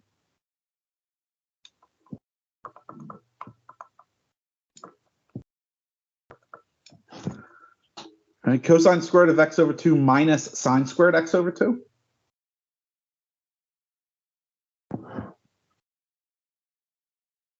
But isn't that whole thing over 1?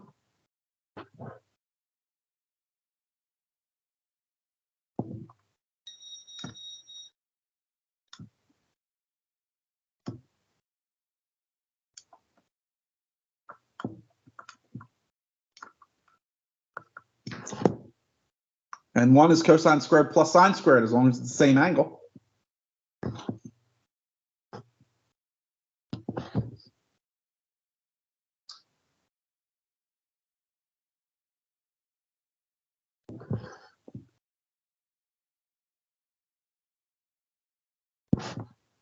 We can now divide every term by cosine squared of x over 2.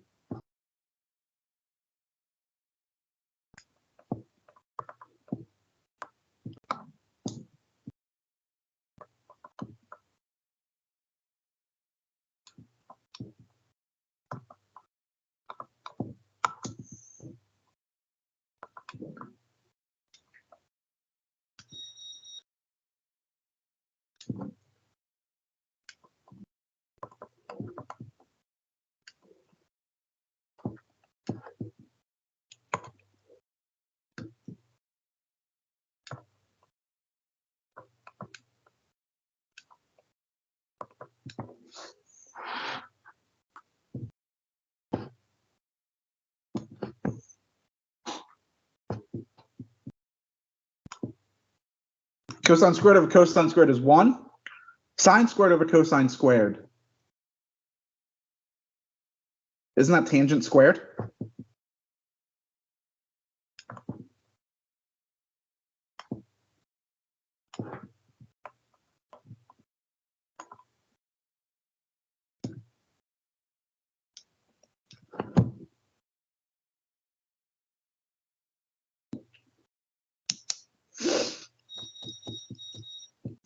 That simplifies then to 1 minus tangent squared of x over 2 all over 1 plus tangent squared of x over 2, which is what we wanted.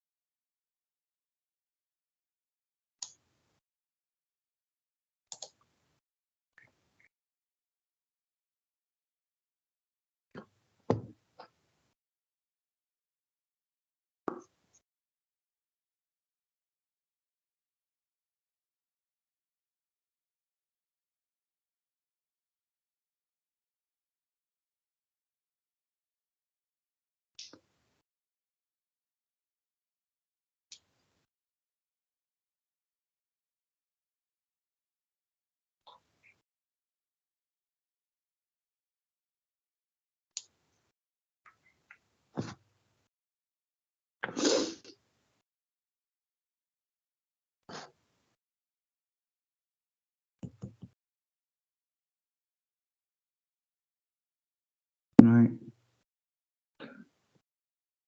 This time, how about I start with the right-hand side?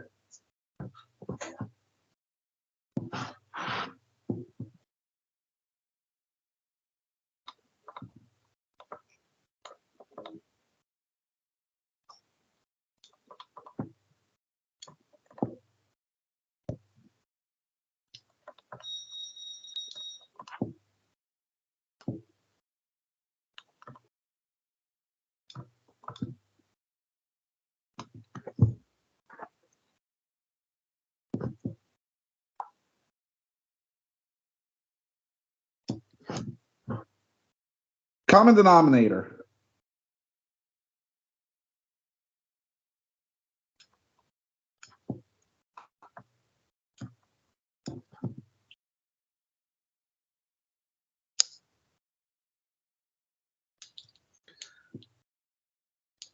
Cosine squared minus sine squared, right?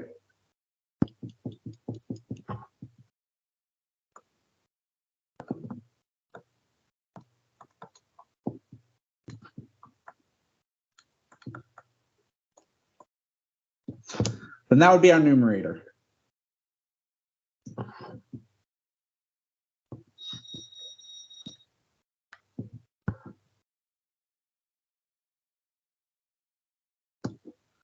Expand the numerator out.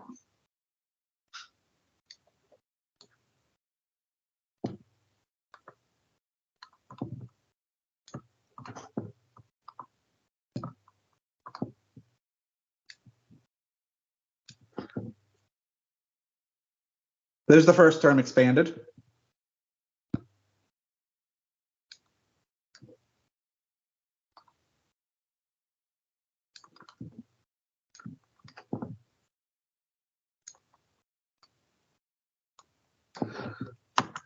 There's the second term expanded.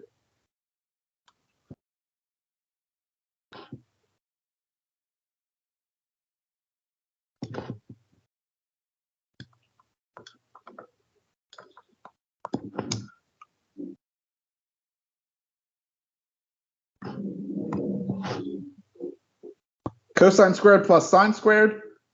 Cosine squared plus sine squared.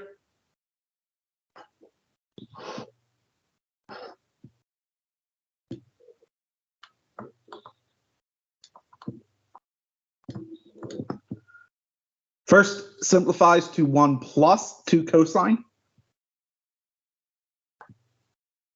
minus 1 minus 2 cosine sine, right? But remember, that's minus that whole quantity.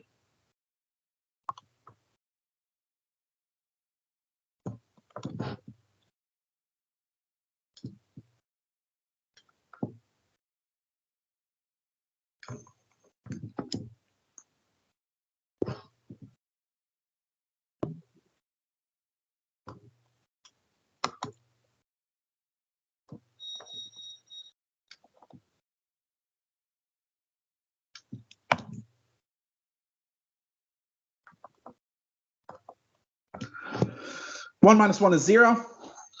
We're going to be left with 4 sine x cosine x over cosine squared minus sine squared.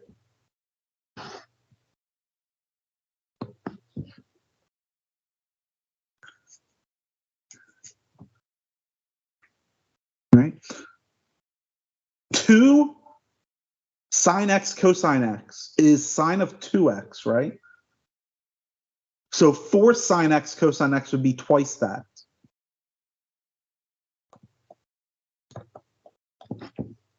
Numerator is 2 sine of 2x. Cosine squared minus sine squared.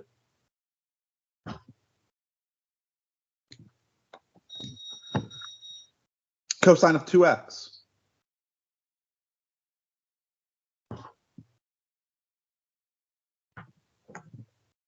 However, sine of a cosine is tangent, right?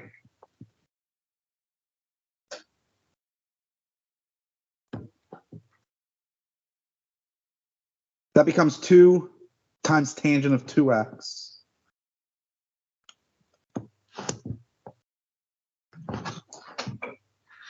Which is what we wanted.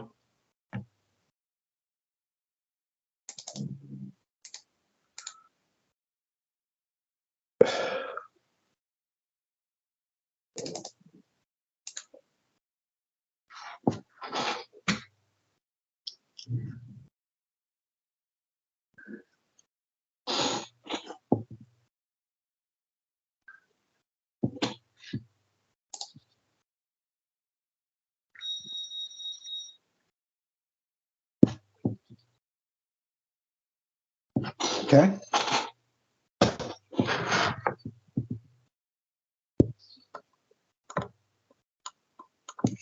Let's start with sine to the fourth of a.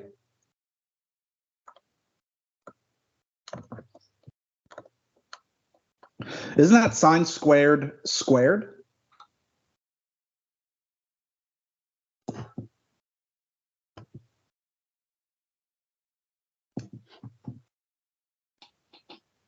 Sine squared, reduction identity.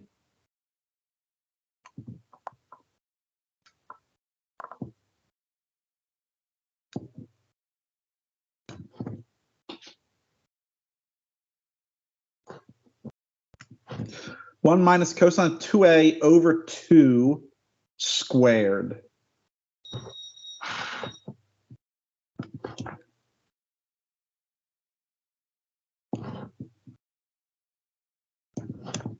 Half squared is a quarter. Factor it out.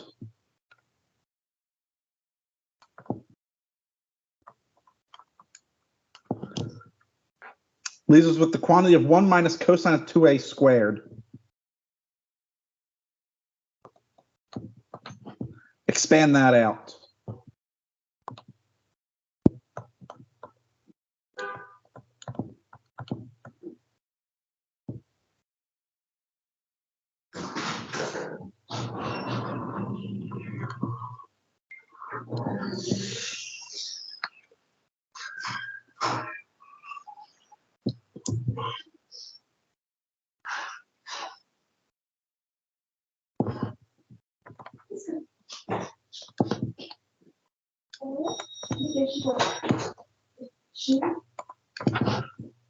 Cosine squared of 2a, reduction identity.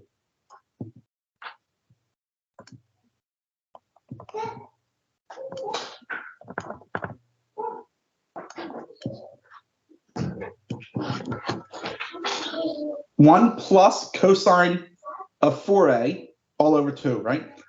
It's 1 plus cosine of twice the angle. That's why it's 4a.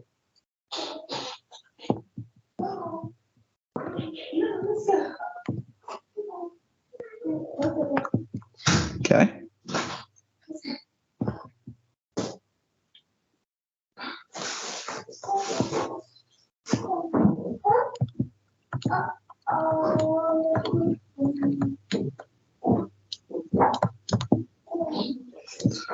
Write this as two fractions.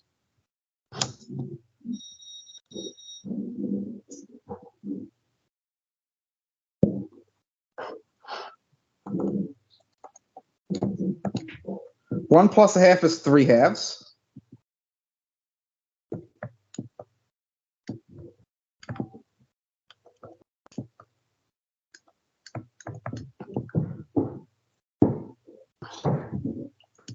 Now distribute that 1/4 through.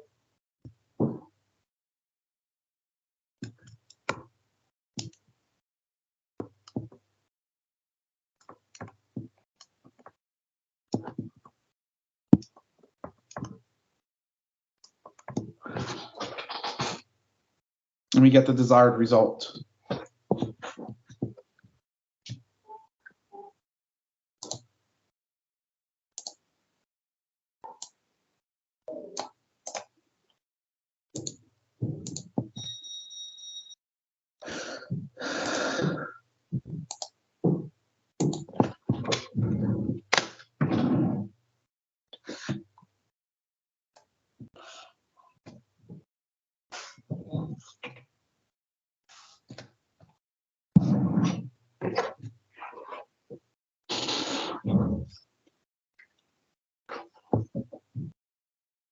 And finally, tangent to the 6th.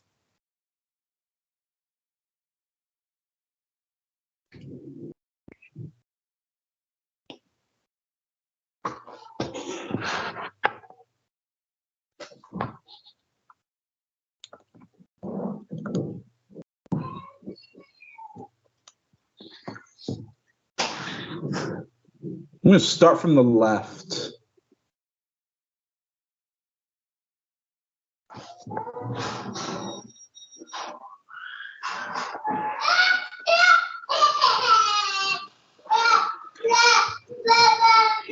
Right, this is tangent squared cubed. right? No. No, that's not what I want. This is what I want. Right, that's tangent to the fourth times tangent squared. There we go.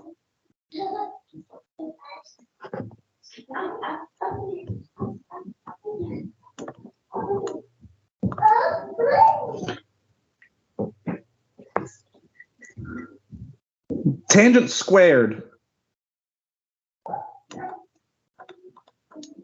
Pythagorean identity is secant squared minus 1.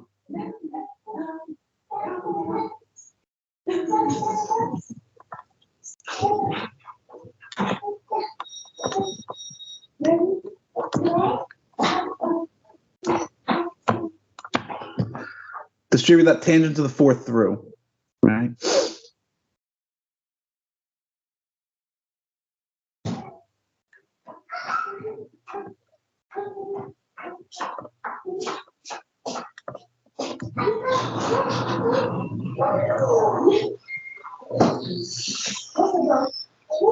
Now, write tangent to the fourth as tangent squared times tangent squared.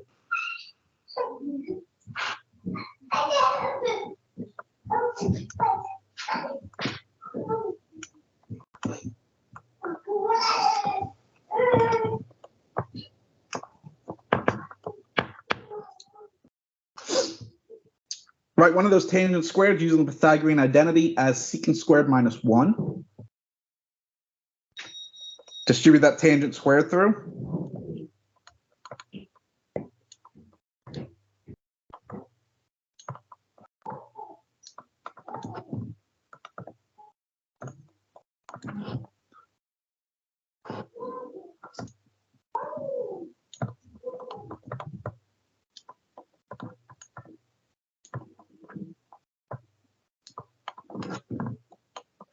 Write that last tangent squared as secant squared minus 1.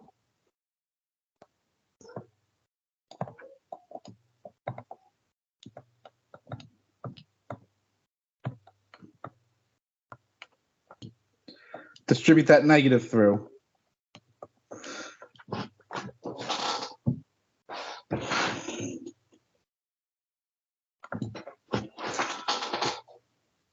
And there you have it.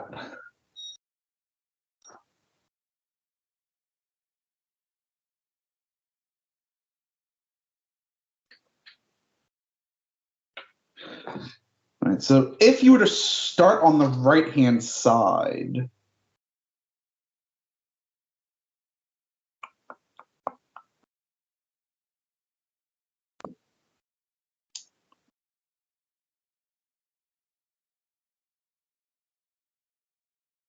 I would probably write each secant squared as tangent squared plus 1, and then distribute from there.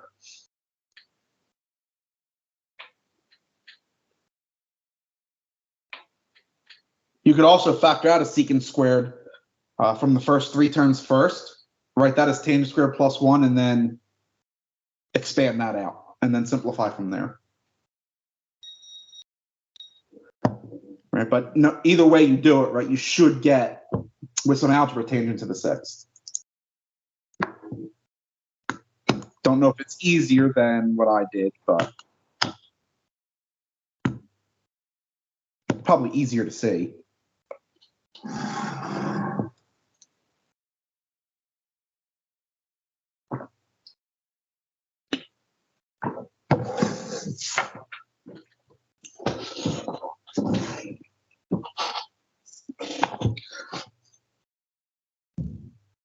Are there any questions on the identities we covered? All right, so there are what? There are 3 sum, 3 different, so that's 6. 3 double plus 2. All right, so that's 11. 3 reduction, which is 14. And then there were 3 half angles plus 2, which is, I think, a total of what, 19 identities we looked at today?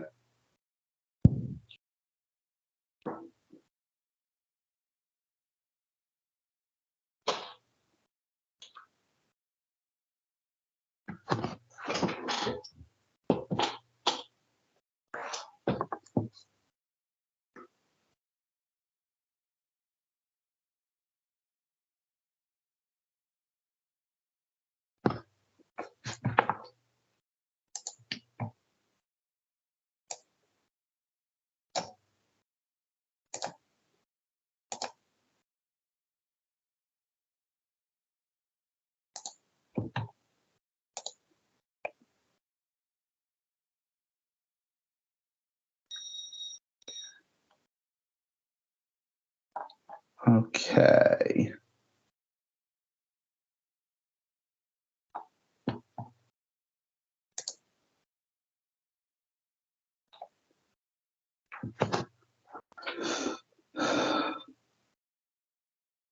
Assignment 24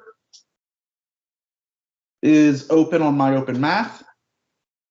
Quiz number 8, which is also the final quiz of the term, is also available. It will be due tomorrow before our meeting, so 6 p.m. Tomorrow evening, we finish everything up. We will look at the product to sum and sum to product identities. And then we will also look at solving equations involving trigonometric functions. Right? And that's going to be a lot different than solving the equations we've looked at so far. Right? So that's going to involve a lot of things and using identities, using these trig identities that we studied, recognizing when answers are in a domain. Right? So we'll look at all that tomorrow evening. That will then conclude all of our topics. So the Unit 5 test will be will post tomorrow. I think I have it scheduled to post at midnight. All right, so in what, 3 hours? That will be due next Monday.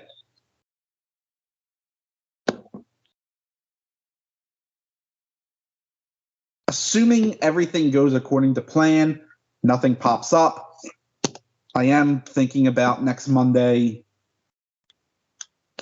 going over previous final exams. So final exams that I used in previous terms. I think I have 2 of them. All right, so you can think of that as kind of like a review on Monday.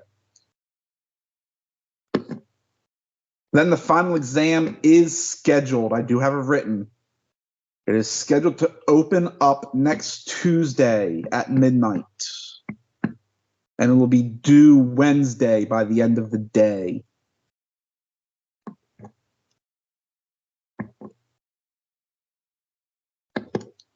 And it is comprehensive.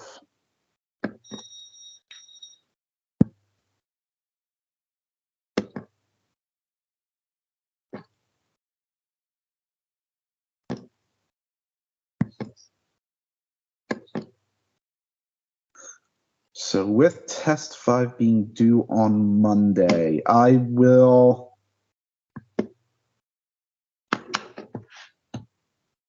try and get test 5 graded Tuesday morning.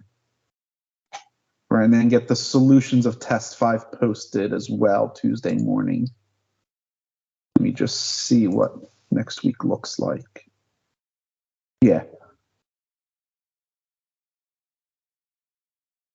So that would be my goal.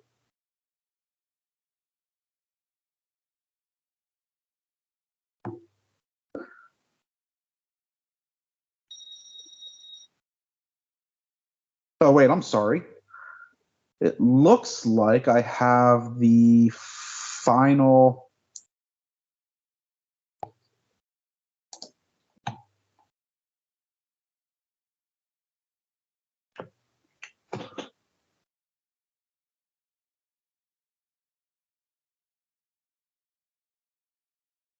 The final I have scheduled to open on June 28th. So the final exam period must be the 28th and the 29th.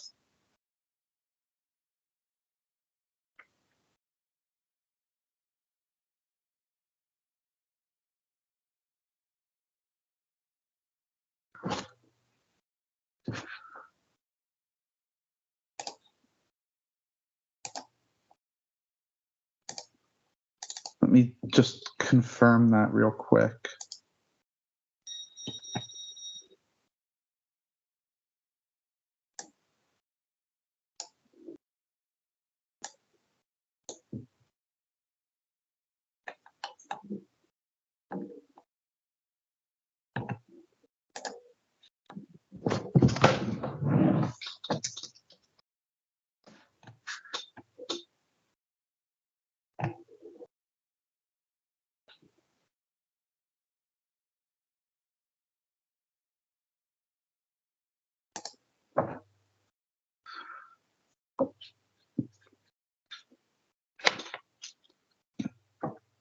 Yeah, so the final exam period is the 28th and 29th, which is next Wednesday and Thursday. So the final exam will be available Wednesday at midnight and will be due Thursday by the end of the day.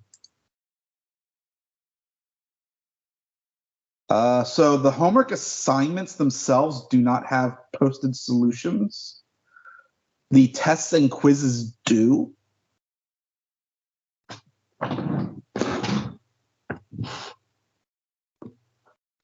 Oops, that's not what I meant to do.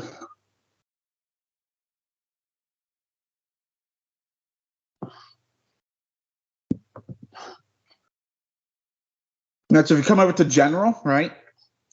It's under files, class materials, and you'll see two folders, right? The quiz solution obviously has all of the quiz solutions in it, and then the test solution folder has all of the test solutions.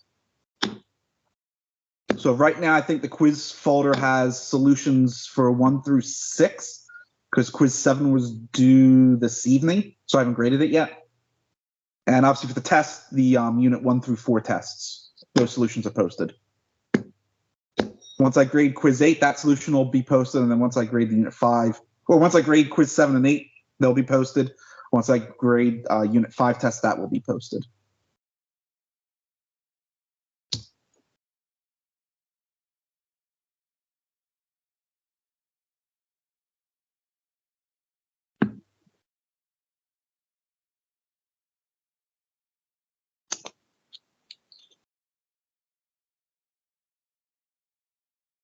Right, so we are definitely reaching the end. So that is going to be it for this evening. Have a wonderful rest of your night. I will see you all again tomorrow evening at 6 p.m.